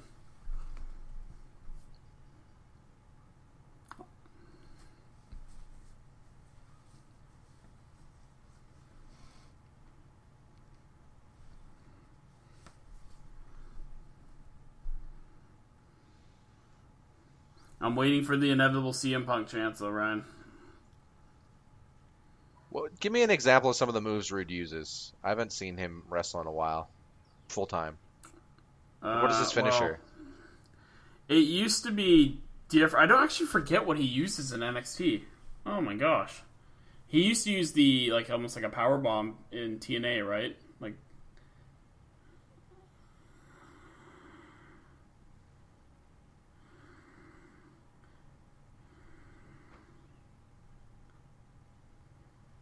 For some reason, I hope he does it, but I feel like Rude should be... He seems like the type of guy to me, should be using a sharpshooter or like a cloverleaf or something. Yeah. Something like that. Not a figure four. That's a heel... That's a cop-out heel submission. Miz. Come on, that's literally Ric Flair, right? Like, you can't go that far. Well, it's because they Bret Hart did the sharpshooter, but so did The Rock. A lot of people did the sharpshooter. Mm-hmm. I like the Texas Cloverleaf. Yeah.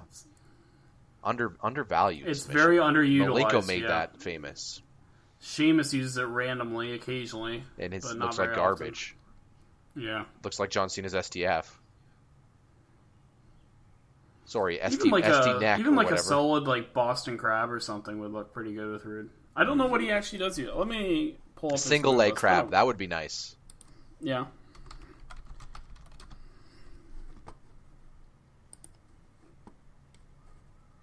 I haven't seen Hero do it yet in NXT, but he used to do a stretch plum. That was really nice. Bobby Roode in TNA, I know, yeah, he did the crossface a lot. His finisher in NXT is the spinning lifting DDT. Like an execution type? Yeah. Yeah. He used to do the root bomb, though, which obviously they weren't going to do, because it's literally like it's Cena's move, except with a neck breaker at the end. I wonder if he did a crossface, if he did a Russian leg sweep into it. He seems like the type of guy who has a good Russian leg sweep. Maybe, I'm not so I don't know. There are certain guys that, you know what I mean, the more technical, you're just like, you know what, I bet you that's a move you do. He throws a pretty mean spine buster. I know that for a fact. Yeah, I mean, a Triple H looked like, of course. Mm-hmm. They were trained in the school of Arn Anderson. He also used to do the Fujiwara armbar occasionally. You could sync that up with the Russian leg sweep too. Anyway, can you name who he was trained by as the main guy who trained him? Do I know it? You will know the guy. I don't know if you will. Know give me a hint, country-wise, like the country of the trainer. Canadian. Stu Hart's Dungeon. No, it's not as prestigious as you think it is. Okay. Think kind of like his gimmick, but a little more R-rated. Edge? No. What?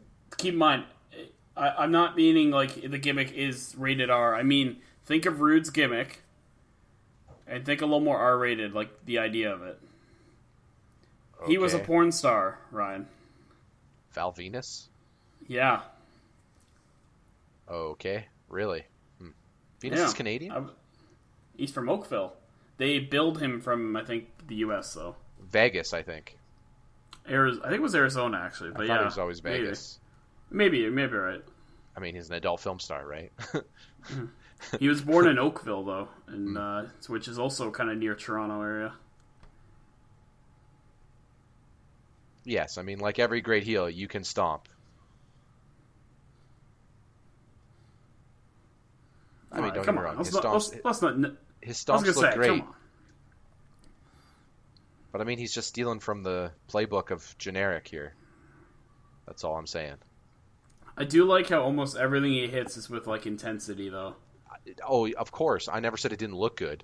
It just... No, I'm just saying. I'm just commentating on. I do like how everything he hits just with a certain level of intensity.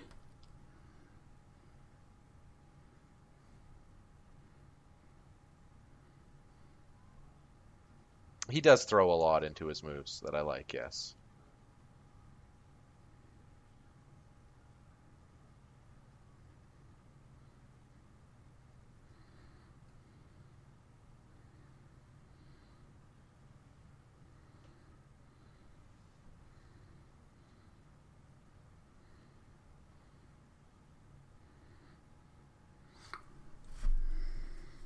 I like Nigel. Indeed. Nigel knows the craft. Now taunts. I mean, Rude is a clear ring general. There's no denying that. He knows how to command the presence of the ring and the timing and lots of that stuff. Are you saying, Ryan, that he's the perfect guy to have, I don't know, Roderick Strong face? He'd get a good feud out of that. Yeah, I think so. Technically, Roderick Strong lost Kenta, and that's the only reason. I mean, otherwise he might be in this match, right? So maybe that's the next feud, if assuming Bobby does win, which I am assuming he does. What's the crowd chanting? I didn't hear. This is wrestling, maybe? I don't know. I don't know. I thought it was a negative chant. That's why I was wondering.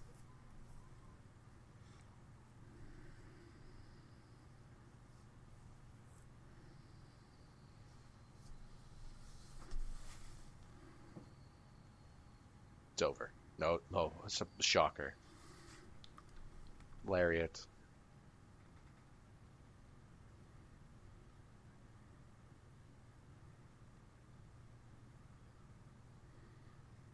I mean, yeah. When you look at Pete Dunne and then look at Bobby Roode, it's just, there's no comparison.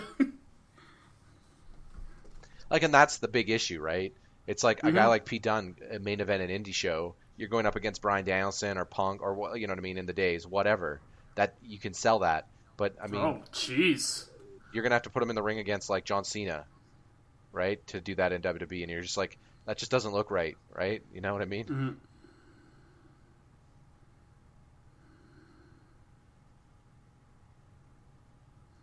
Not without a gimmick change, in my opinion. Not without something that makes him look more intense or, you know, crafty or something, right?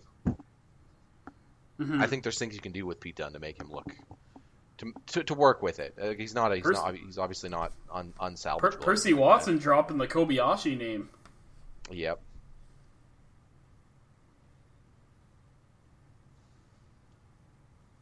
Oh, he can. It's real. It's damn real.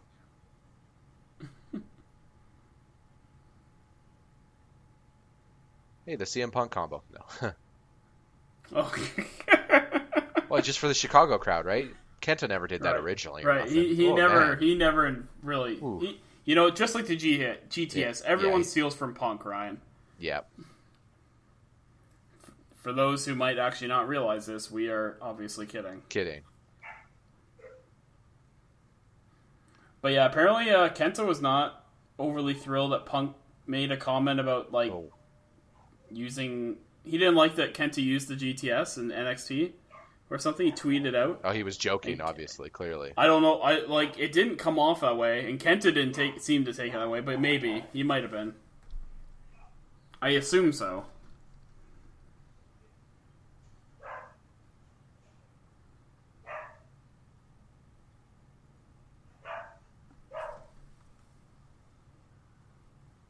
Oh. What can you continue? Nice sell, though, by Rude. Mm-hmm.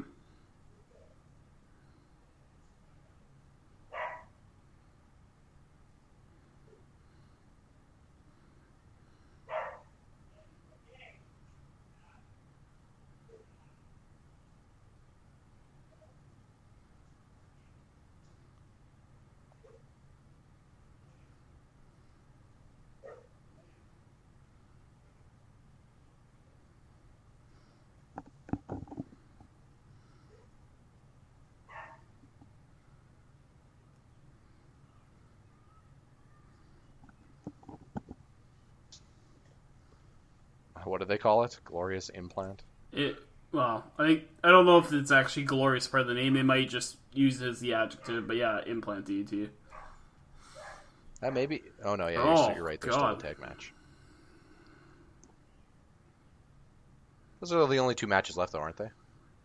Yeah, I mean, to be fair, the tag match on the last Takeover was a lot of people thought was the best match NXT's been on quite some time. So that might be why they did it. Well, it's a ladder too. Yeah.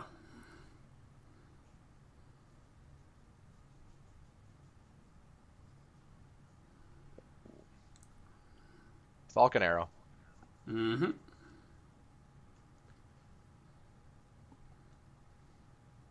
Yeah. I beat you to it, Nigel.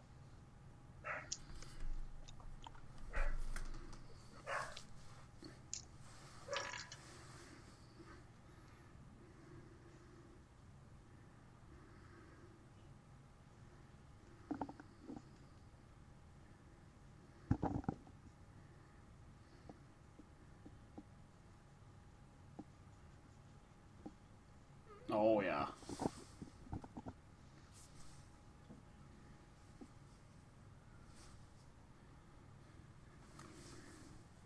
Too sweet. That's bad.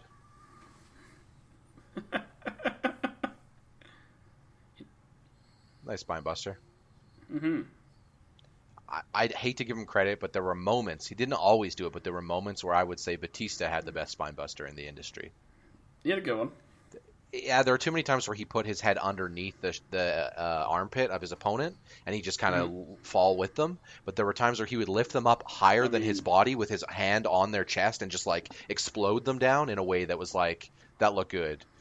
Oh. But I mean, some of that just came down to who he was against and how they sold it, right? Like Dolph Ziggler took some of the best spine busters. I always liked Arn's. I don't know. Arns floats with it like Triple H does, though. He kind of carries his momentum and spins like a power slam.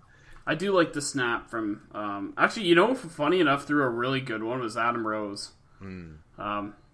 He actually threw a great spinebuster. Like, for me, it doesn't need to be all the way to Alabama Slam, but a little bit. You know what I mean? Mm-hmm. Mm-hmm. You like need that little slingshot, bit of... that little bit of slingshot of momentum, because Yeah. they're coming at you, so you are taking their momentum and reversing it. So it feels weird when you just kind of flow with them. When you do what Arn does, it makes sense because you're taking their momentum and following it, right? But the other side needs to, I don't know, it needs that slingshot in my opinion, that whiplash.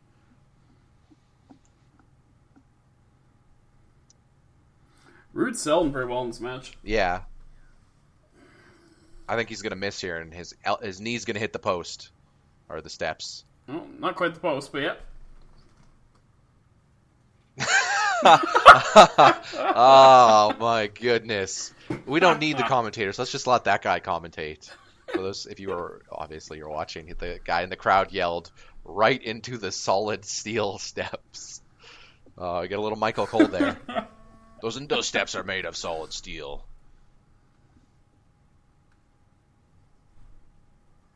It's like when they try to hype up like Elimination Chamber or Cell matches and they just list statistics like 17 feet of salt. It's like, oh my goodness, guys. Mm-hmm.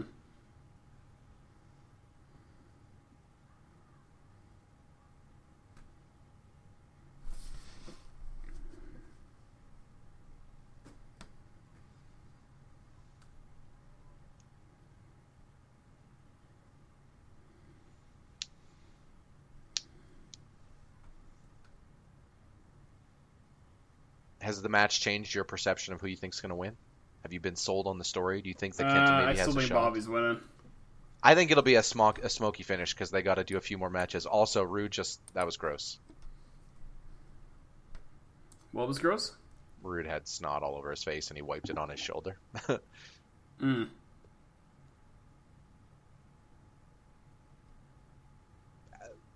That happens. It's sports. Not really, though. Rude does the Triple H thing, too, where whenever he gets hit in the face, he spits. Oh, yeah. Which, I don't know. I'm not always a big fan of that. Sometimes. Only when it's a really big sell. If you don't like use really it big too straight. much. Yeah. Once or twice oh, God. a match. Chris Benoit. Oh, no. He's going to do the diving headbutt? No. Oh. He won't be able to hit it because he hurt the knee.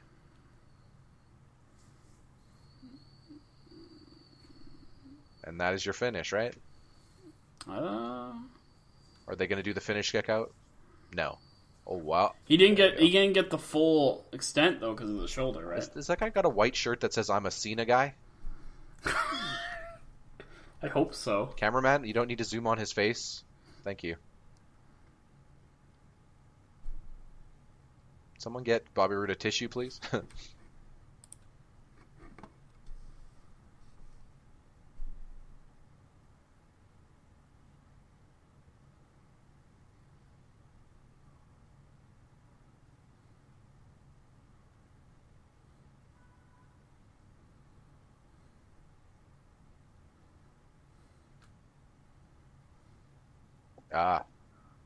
Oh. No, but he fell outside, yeah. And then it'll be a count-out victory. That's a shame. So there'll have to be a rematch. Vince McMahon booked this finish? He's gonna put him in the ring. No, he's not. Oh, come on. His knee will hurt too much to be able to carry him. Well, at least half the crowd's booing the CM Punk chants.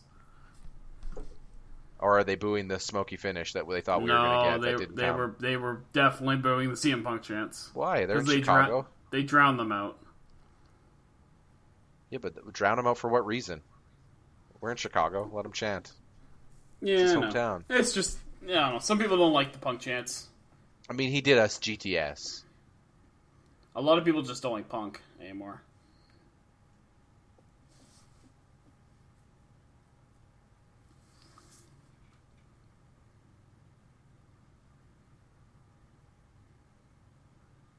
Roll-up win. Was he gonna... Oh.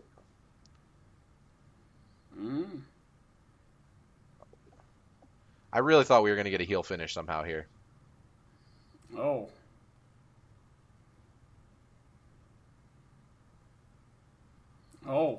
See, there's an okay example for him to spit. But it was less impactful because he did it twice already.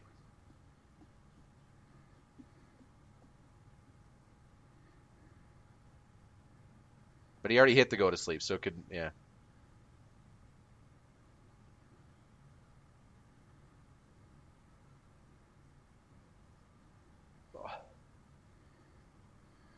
That was a nice sequence there. I'll give him credit. That's the finish, obviously. Wow, without a shadow of a doubt, Roode looks fantastic against him. I'm surprised at that booking. There's no way you can do a rematch with that booking. Probably not. I kind of wonder if they're going to move Kenta up. I mean, he survived finisher and then countered into double finish. So that's a good sequence. I'm glad they do that, where he does it and hangs on. They could even expand from there if he was to do a move that a lot of people don't do enough of, a guillotine. Yeah. He could do that from that position. He could roll over while he's hooking them and then like a body triangle. And then just lay down and sink it in. You know what I mean? Yep. There we there's go. A guy in We've just developed their expansion for his repertoire. Who did that? Yeah, I'm trying to remember who it was. I've seen Brian do it a bunch, but I mean, I've seen Brian do every submission finisher that there is. So Kyle O'Reilly, I think, did. Oh yeah, Davey Richards sometimes did a front guillotine, but he kind of switched to Kimura. Mm-hmm. It's an underrated submission that Kyle obviously O'Reilly switches to triangle. So. It's big to mimic MMA submissions, but people do front guillotines all the time in MMA. Kyle O'Reilly would bring him down with the guillotine usually, I think, and then put him in the triangle from there. Like, could you just see? Like, it makes you now that he's done this finish, it makes you think he's going to pick them up again to do it, and then he just drops down and locks it in body triangle after he picks them up. That'd be perfect, wouldn't it? Like right here with the here, yeah. Then just body triangles, carries him down. That's beautiful. Then you don't know what he's going to do in a match, right? He might pick him up and do it again. Maybe at some point, man.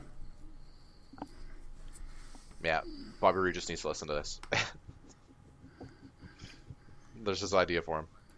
That was a pretty good match, though. Yeah, good storytelling, good selling. For a feud that didn't really have a lot of story going in, it kind of seems like it'll be a one-off, which is kind of disappointing because I feel like Kenta deserves more. But maybe Kenta's headed to the main roster. I will say this: I didn't want to say this. I kind of knew Bobby won beforehand because I accidentally saw a backstage thing where Kenta goes berserk and gets in Chris Hero's face. Oh, Kenta and Hero are boys, though. Well, Hero's trying to calm him down, right? You mean Ono? I'm not calling him that. I'm sorry. I will call him Chris Hero from the very. I don't care. Yeah, Jinder Mahal.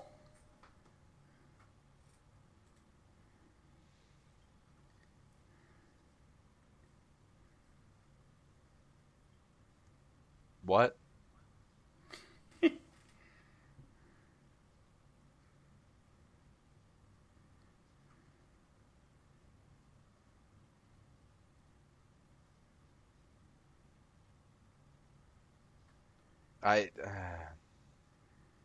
Just waiting for Donald Trump to come out and just like attack Jinder Mahal. And then Cena with Trump in his corner. Cena comes out, yeah. Yep. Oh man, that dude's on fire. Can I just say though, like, not an awful song. Give him credit. I think I've listened to a bunch of Fozzy albums. I think that Chris Jericho himself is a pretty talented musician. It just feels really weird as a juxtaposition between a serious food to cut to guy in the background on fire while Jericho sings into a microphone. I have never really heard Fozzy before. They've got a few good albums, a few good songs too. I don't dislike them. Oh, what? I'm sorry. That's such a weird combination for me. And random dude, and where's Frank Mir? No, Front row fake Frank Mir. Eric Thames is good, man.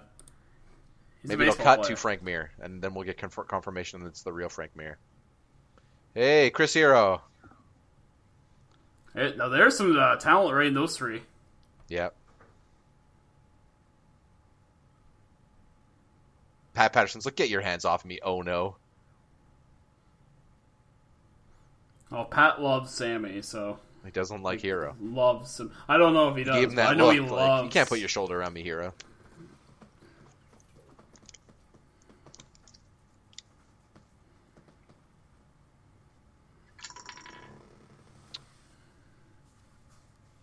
Come on, creator and founder. What did he create? Let's be real.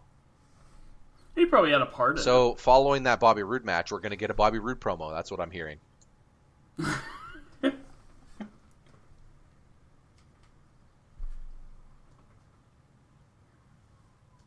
Here we go. Main event.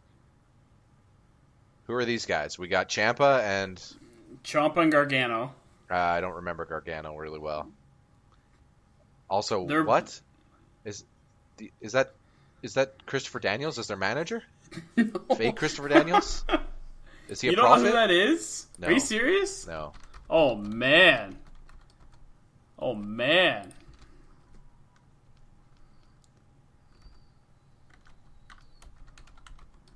He was, that's Paul Ellering, who is the manager of the Road Warriors. Ah. Yeah. Way back when? Yeah. Now he's old and looks like a priest? Yep. I see. Did they lean into the religious thing? This music makes me think they might. I mean, maybe, I don't know. Oh, never mind. They're just... These two? I don't think so. Yeah, not these two, obviously.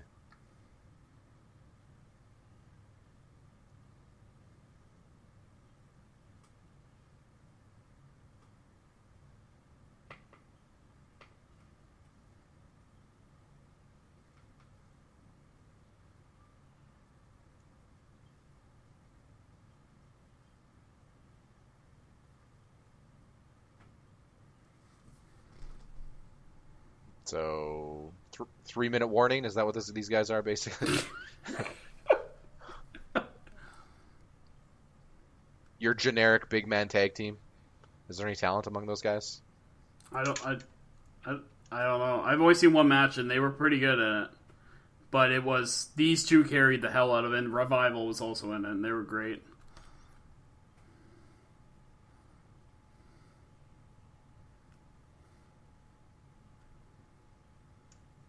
I thought the DIY were the champs. Did they lose it then?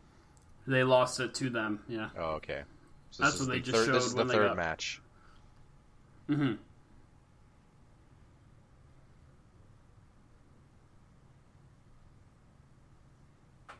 I mean, Okay, Alberto. So these guys are basically Mexico's greatest export, right? Come on. Have some respect. He was the manager of the Road Warriors. Road Warriors are really overrated, in my opinion. I know. I actually agree. Just like the They look Steiners. menacing, The Steiners though. were good in Japan. Their WCW run wasn't really that good.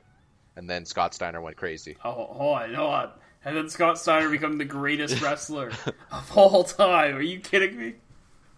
Scott Steiner, man. Big Papa Pump. Yeah, there's a guy who's never taken roids. Ha! Man, all natural. Yeah.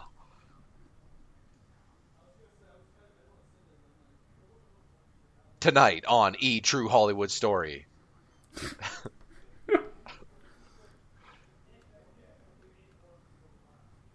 Three men live in garbage cans.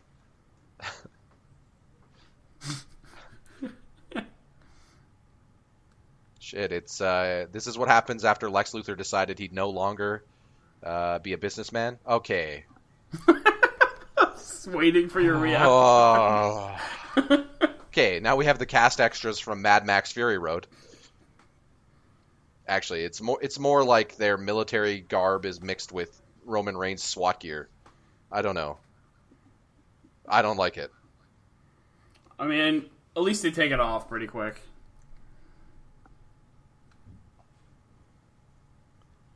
What's the fist represent? What is he? Is he?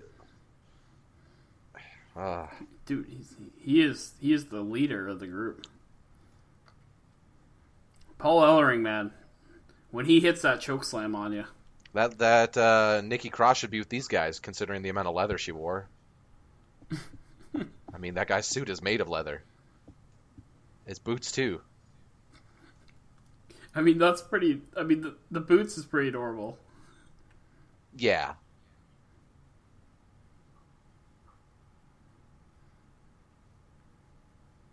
Do it yourself. Here's a gear. Like, the idea is they're hard workers, basically. Yeah, they are. I get the gimmick. It Okay, makes sense. make sure. They are hard workers. I love all the Bullet Gargano. Club shirts in the crowd too. Yeah. Even though that's not even. I think a owned by- lot of people expected Adam Cole to be there, but yeah, I think he's still got a couple dates left, so I don't. Yeah, he'll be a bit yet, probably. And that's if he doesn't go to New Japan, who also wants him apparently. If he goes to New Japan, they'll just continue Omega and Cole. Well, he just got kicked out though, so. Yeah, but against each other, I'm saying, because Oh, he's got kicked out by Omega.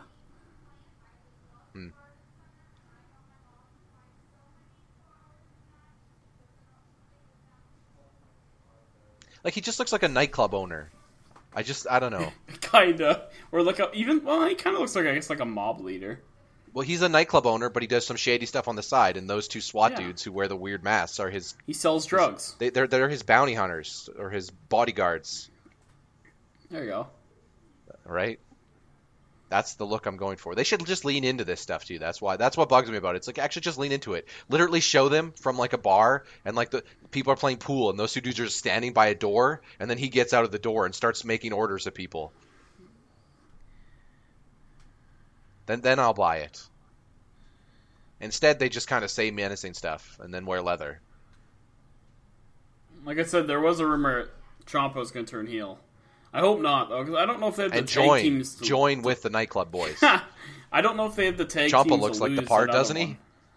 He's No, he your doesn't. mic talker, and then they just leave fake Roderick Strong in the dust. Hey. Johnny Gargano's pretty great. Bearded man. Roderick Strong. I like Johnny Gargano. I don't know. There's this ilk of indie wrestler in the same vein of Strong, Richards, Absolutely. where everyone just does the same. They run fast, they do kicks, they do some moves like Taz and Benoit, and then they're also a high flyer. Like, no offense to him, I haven't seen enough of him yet, but he seems very generic. Which is why he's in a tag team, I would say. That's fair. I liked him a lot. But yeah, I mean, that's fair. I have a like them feeling as a this will be tag good. team, is I Yes. guess what I'm trying to say. Of course. And They seem to be a pretty good unit. The gimmick seems to fit with both of them. mm-hmm.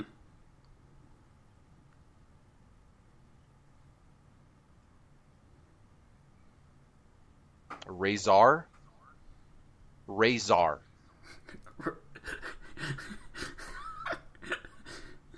El Chico Mato.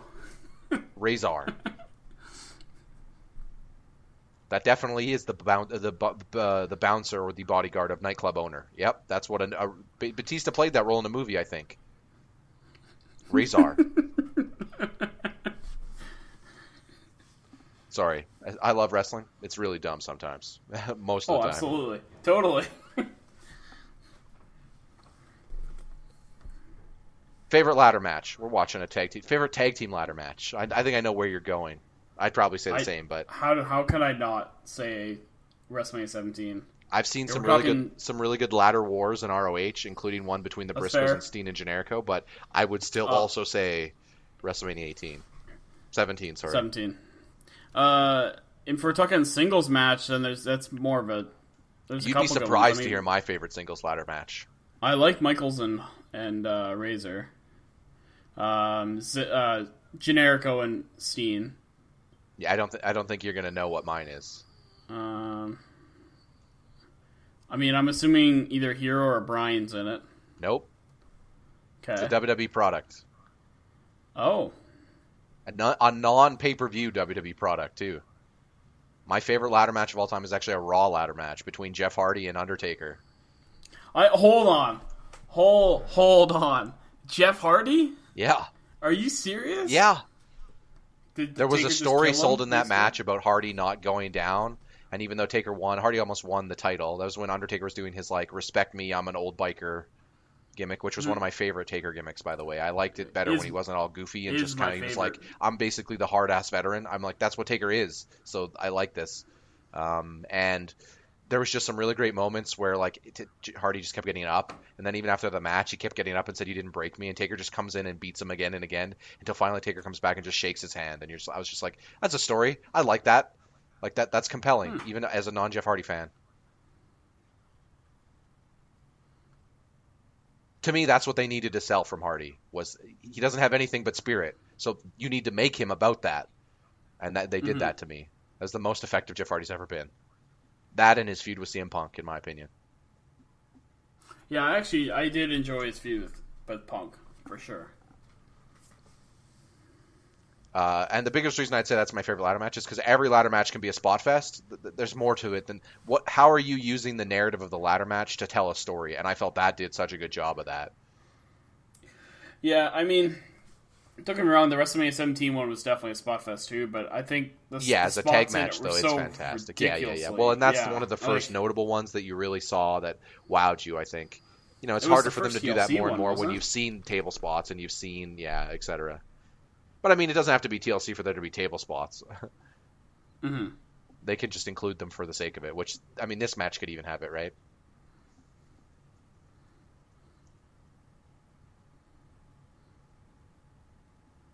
Razor and Akam. Yep.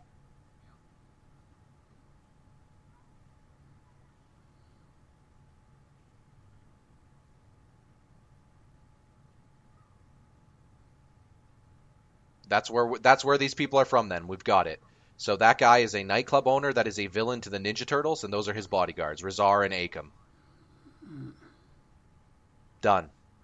Seal the deal. Nickelodeon, pick that shit up. You don't just cast these people. You guys did a Scooby-Doo movie with wrestlers. We all know where your heads are at.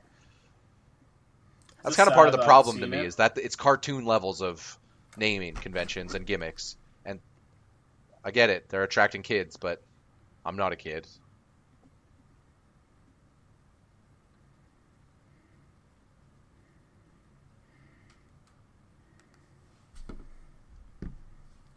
Well, these guys are obviously not winning the match. They can't even climb a ladder. That actually worries me about botches, because if these big guys actually aren't really comfortable on ladders, then you could see mistakes. Yeah. We'll see, though. One concerning thing about always having big guys in some matches, for sure.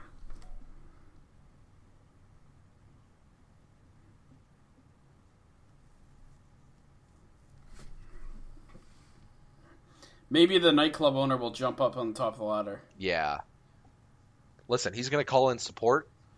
Dude, he's got a sea of bouncers that are all wearing the Stone Cold Steve Austin shirt with the skull. Like, they're just going to run out and whoop some ass. Or they're going to run out and then the Young Bucks are going to make the save by super kicking everyone. And then the crowd will go nuts. Man, I would go nuts. Whoa. That was a cool bit. They should have used that as a finish, honestly. How's Kofi Kingston never used that as a finish? Climb the stationary ladder when it's not extended? That's a guy who could do that. It's true, it is a guy. They always do those creative things, but never as the finish. The finish is always the slow climb. I don't get it. The Indies sometimes have done the fast climb finish to like be realistic, right? To be like, this is what would actually happen. If you're down on the outside of the ring and someone goes up really quick, they could get it while you're not even there. Oh. That's another creative use of it. Oh. Ciampa looked like he hurt his knee. I think Ciampa's hurt. Ciampa. I hate his name. Mm-hmm. It's not a bad wrestling name, don't get me wrong or anything. It's just such a weird name to pronounce. Ciampa. I know. Oh. Oh, God. That was a nice little spot. Bump. That wasn't pretty at all, says Nigel.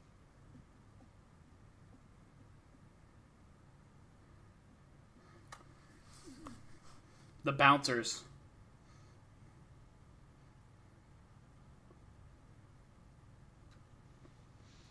The bouncers. They're gonna keep the titles. Yeah. Maybe. You totally get what I'm saying, though, right? Like in Breaking Bad, when they hire the brother hitman. I get what you're saying. That's what they're going for. They're going for this, and they wear SWAT gear as if they're like former military. They're literally.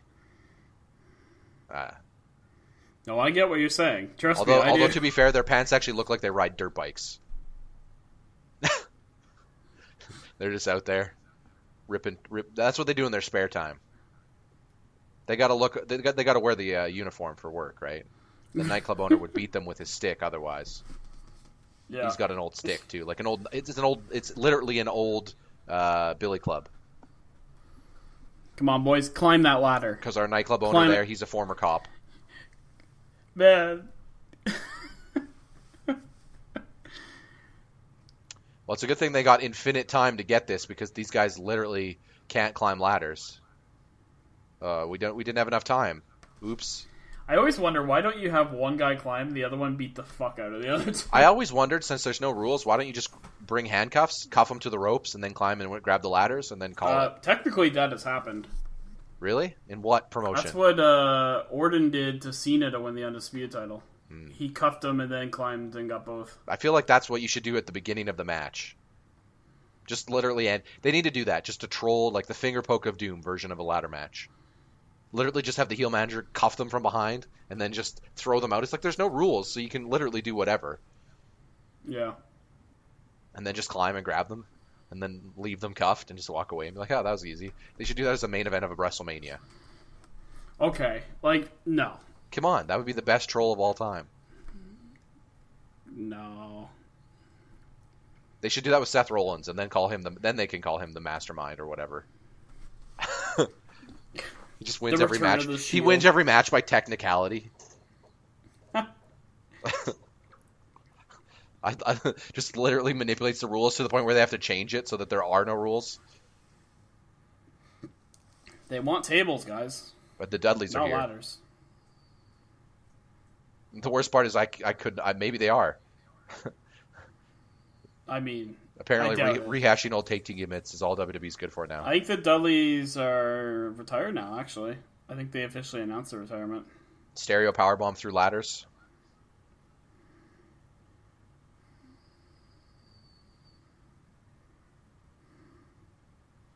Don't do a good spot because we would be excited. I mean, there's gonna be a spot. Yeah, with they're ladders. just gonna they're gonna bump down, or it's like a drop kick or something. Oh no, back body drops. Yeah, back body drops. What do you think? What do you think's happening? Run in, bounce off the ropes, run in, back body drops through the ladder. Oh no, just knees. They're gonna go for the double dive and then both miss. If they're creative, they do 1 misses and 1 hits.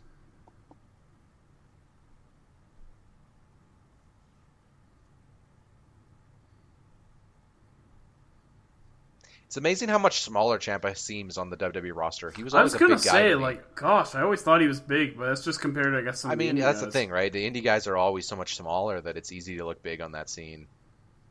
Like, even Rude is a big guy, compared to Ciampa. Like, Rude's way bigger than Ciampa, and I would have always thought that Ciampa would be bigger than Rude before seeing them. But, like, even just looking at it now, Rude's way bigger. You forget that about Triple H, too. What do you think? They're going to move. Stereo miss here. Please don't die. Oh, wow, Stereo hit. Oh, God, Gargano, like, went right over it. He missed? He got a bit of it, but, yeah, you'll see on the replay, I'm sure.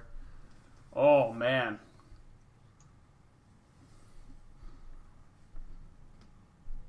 I think he got just a bit of him. But you can tell he didn't even get enough to break the ladder. It's hard to tell because those ladders are obviously breakable to do that. Oh,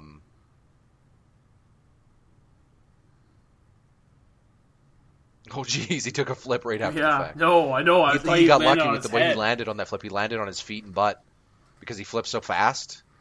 Mm-hmm. Look, but he almost landed on his neck. That was close. He reacted well midair. After he recognized he was flipping, he kind of leaned in with it so that he flipped all the way. That's a tough thing to do. Jeez. Yep. Hey, that ladder's still up there, boys.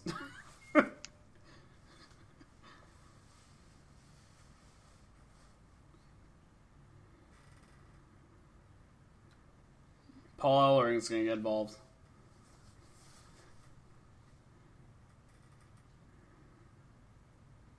I don't like Fight Forever as a chant.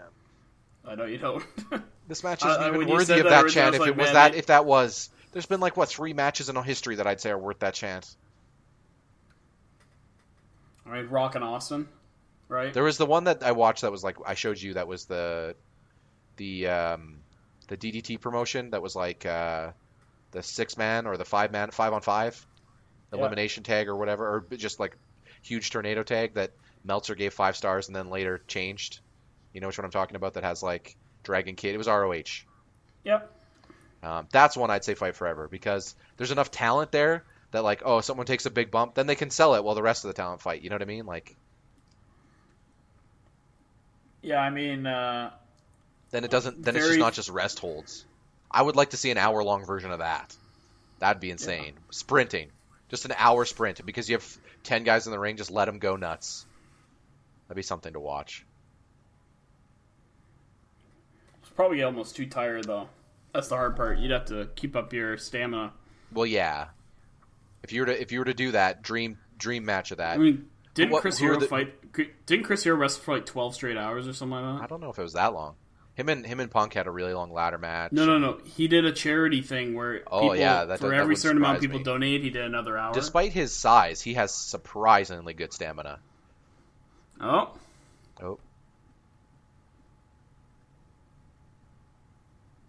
Oh, the nightclub owner. Oh, here he comes.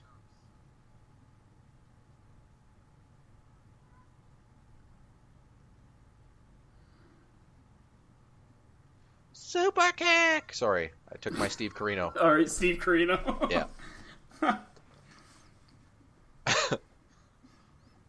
It's a super kick party, right? Yeah. Look out. Oh, jeez. Clay Aiken? Is that a person? Nope. Nope, that's not a person. Clay Aiken was. There you go. I was trying to think of the name that reminded me most of. I think DIY is losing.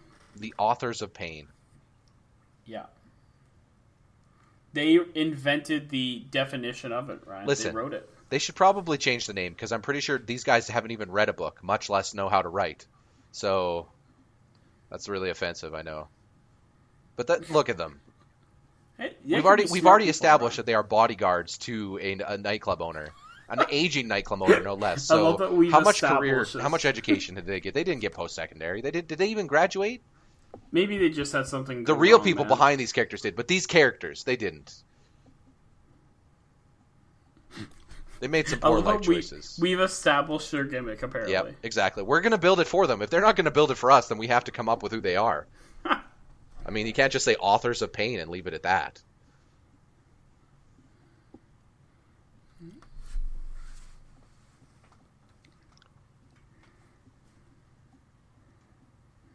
Also, what we came up with is more interesting. I'd be more interested if he was a real nightclub owner. Show me his nightclub. They take people to his nightclub to the back room Just for some interrogation and beatings. Then he sells Like some when menace there. APA would drink beer and play cards and stuff and all that. Exactly. I loved it. Just sell that even further by saying Bradshaw has a majority stake in the nightclub. Oh. Jeez, that was nicely sold. No, no, no, says Nigel.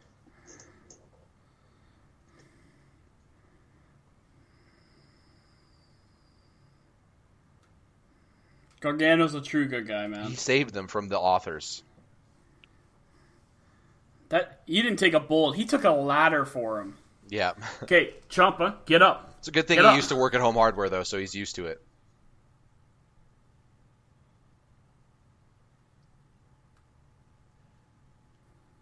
Oh, there's a ladder behind you. Oh, man, are they going to actually do this? Okay. Wow. Is that ladder made out of wood? Yes, I was just thinking that too. Is that a table ladder? The new ladders. That's what. No Nice wonder spot, these guys though. can't climb it. It's a wood ladder. Still a we, good spot. we got our ladders from 1655. The Big Show would actually break that ladder if he tried to step on it. There we go. Now they're going to get a real ladder in there. You see the ref putting that in? That's a metal ladder, I think, that they're putting in. They've changed their ladder making ways so much over the years. I feel like they used to all be steel, but they're actually calling them steel at the commentary. But we saw it explode. It's wood.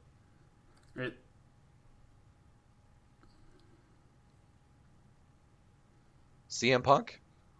DIY. Oh, it sounded like CM Punk. I thought so too at first, but no, it was DIY. I was just sitting there, just an infamous CM Punk chant for this main event. Look at the old lady there in the front row. That old lady in the front row, that's Ruby Riot's mother. Miss Riot. Grandma Riot. What are we going to see here? Super Cat! Okay. Missed, just hit his knee on the ladder. It's okay, the ladder's only made of wood. You're alright. Don't get a splinter. I mean, the one was definitely made of wood. I don't know. I don't think they all are. I was Well, the gonna ones they were say. climbing that were really shaky, I think, are. I remember the old Maybe. days where it used to be just a big orange industrial, like, metallic ladder. Yeah. There's no way that would be wood. It would bend. I wondered Remember if when that they was hit the each other only with them, they wood would one. bend. That just means they were crappy metal. They probably changed them to wood for safety reasons, but that kind of disappoints me. I know that sounds sick, doesn't it? Mick Foley never fell through, so no wooden ladders. Then again, I don't think anyone wants to take the bumps that Mick Foley took. That kind of ruins your life. I don't know how safe those are. I don't know how safe it is to lose an ear, you know? I think I'm wondering if the only wood one was that one in the corner. It's just for the Maybe. bump. Possibly. I don't know, though. These other ones seem a little flimsy. That doesn't look like wood there. No, but I mean, maybe that's why they're all black. They put that black matte paint on it to make it look.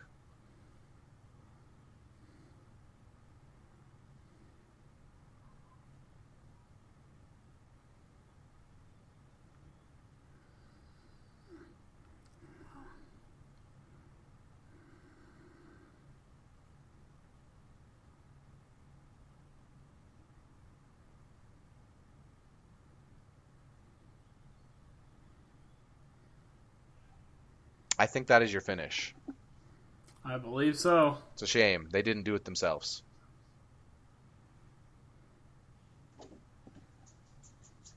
Almost. Bud Light. Yo. Ryan's sorry. roommate, everyone. Huh? I said Ryan's roommate, everyone. Yes. This is almost it here.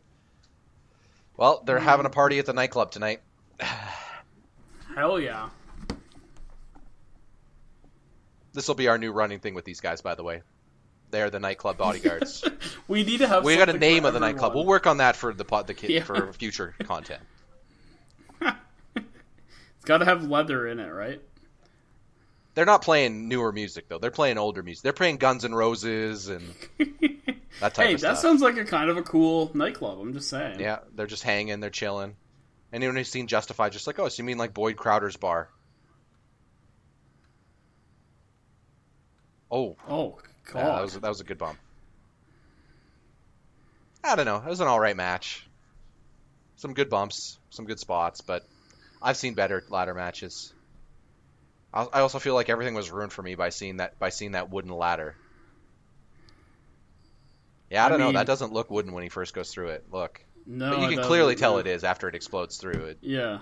Like I think it's just Still a look at good the bump, it's though. a paint job. I'm telling you, they're normally not black. They paint the other ones wood too. You can tell by the side. The sides of it are wood. You see, but the middle rings are metal. Mm-hmm. I don't know what I think of that. Well, we're getting close to the end here. We got a few more minutes left. Unless there's a special surprise finish or something that you know of. We'll make sure something doesn't go down, because there's still some time left here.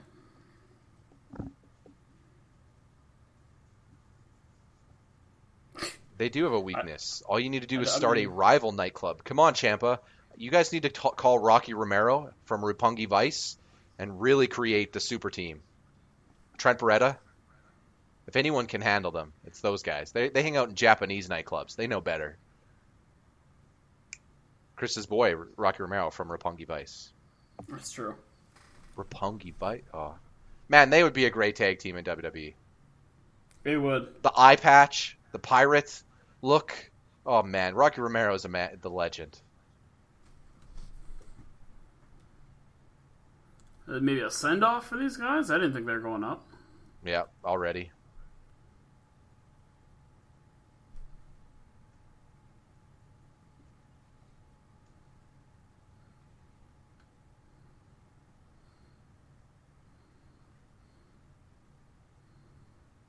You think they keep the gimmick when they go up? Or Vince rebrands them? Somebody called our mama. I really like the gimmick. I really do. Like, it's a good gimmick for a tag team.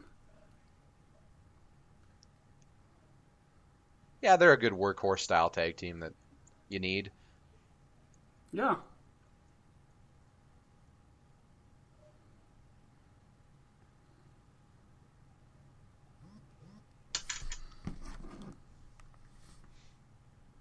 They could have grabbed the titles then, but they just didn't have the wherewithal. It just wasn't in the booking. Because you figured they could have, right? Yeah. Yeah. That'd have been a better finish. And then they just take the beat down, and then they beat him down even more. And then the nightclub guy calls even more support from the nightclub. And then they just start the faction of the nightclub gimmick. Who joins them? That's the question. Who joins them? Roderick Strong as the bookie. The bookie, Roderick Strong. Yeah, it does seem like a send-off. Weird. Yeah. That'll do it. We got the you know. Oh.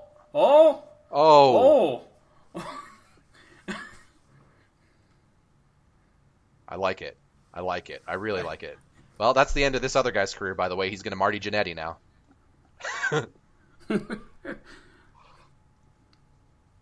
I did not. Usually when they put up the little thing at the bottom. That's a nice fake out. Yeah. The trademark, the signed off, the copyright sign off. Oh. You think he get a stage move here to end show? If he's really Razor's Edge just off the stage. Wouldn't surprise me. Sorry, Razor's Edge, the nightclub owner's name. He joins with the nightclub. I thought it'd be the bookie Roderick Strong, but it's actually the bookie Tommaso Ciampa. His name sounds like he's part of a nightclub group. Ciampa? Oh, that lady cannot believe it. Age of that girl. 16. That's what I think. No way. 17? Come on. Like 20s. 20s? Is that how young they're looking now? I don't know. She doesn't have a hint of stress on her face. No chance. Oh.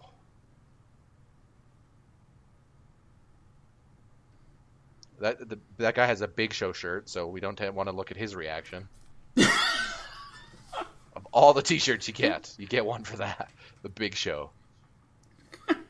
Man, he really loves it when he punches people in the face. The way they have the commentator booths again and stuff reminds me of like 2006 Raw, where they had the commentary table like this all the way on the chant. That's not PG. You're gonna have to blur that in the or we'll just tone that out, edit that out when we show this on Raw. Just before Jinder Mahal comes out. Hit one more move. For some reason, I always feel like Ciampa should be doing Razor's Edge. He just seems like the type of wrestler that uses Razor's Edge as a move. Undervalued move. Nobody steals that anymore. They should be. It's a great move to steal. Everyone just steals generic stuff. It is a great move. You don't need to touch it. No. What is he going to do? GT. No. Sheamus' finisher? Oh, what?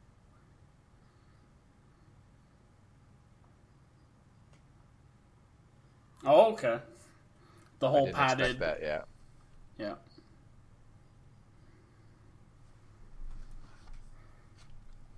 Man, that medic table really got exploded into. Those foam benches, whew, that chick can't believe it either.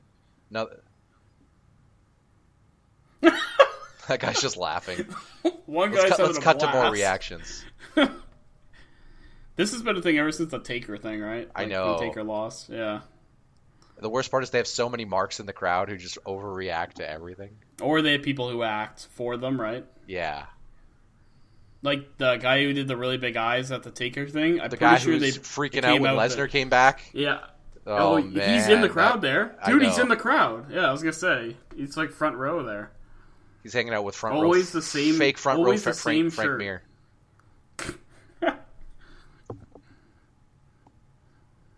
So that's why they did this, the main event. Asshole chat? That makes sense. Really? No, oh. Hey, man, if it gets him over as a heel. He didn't say nothing, though.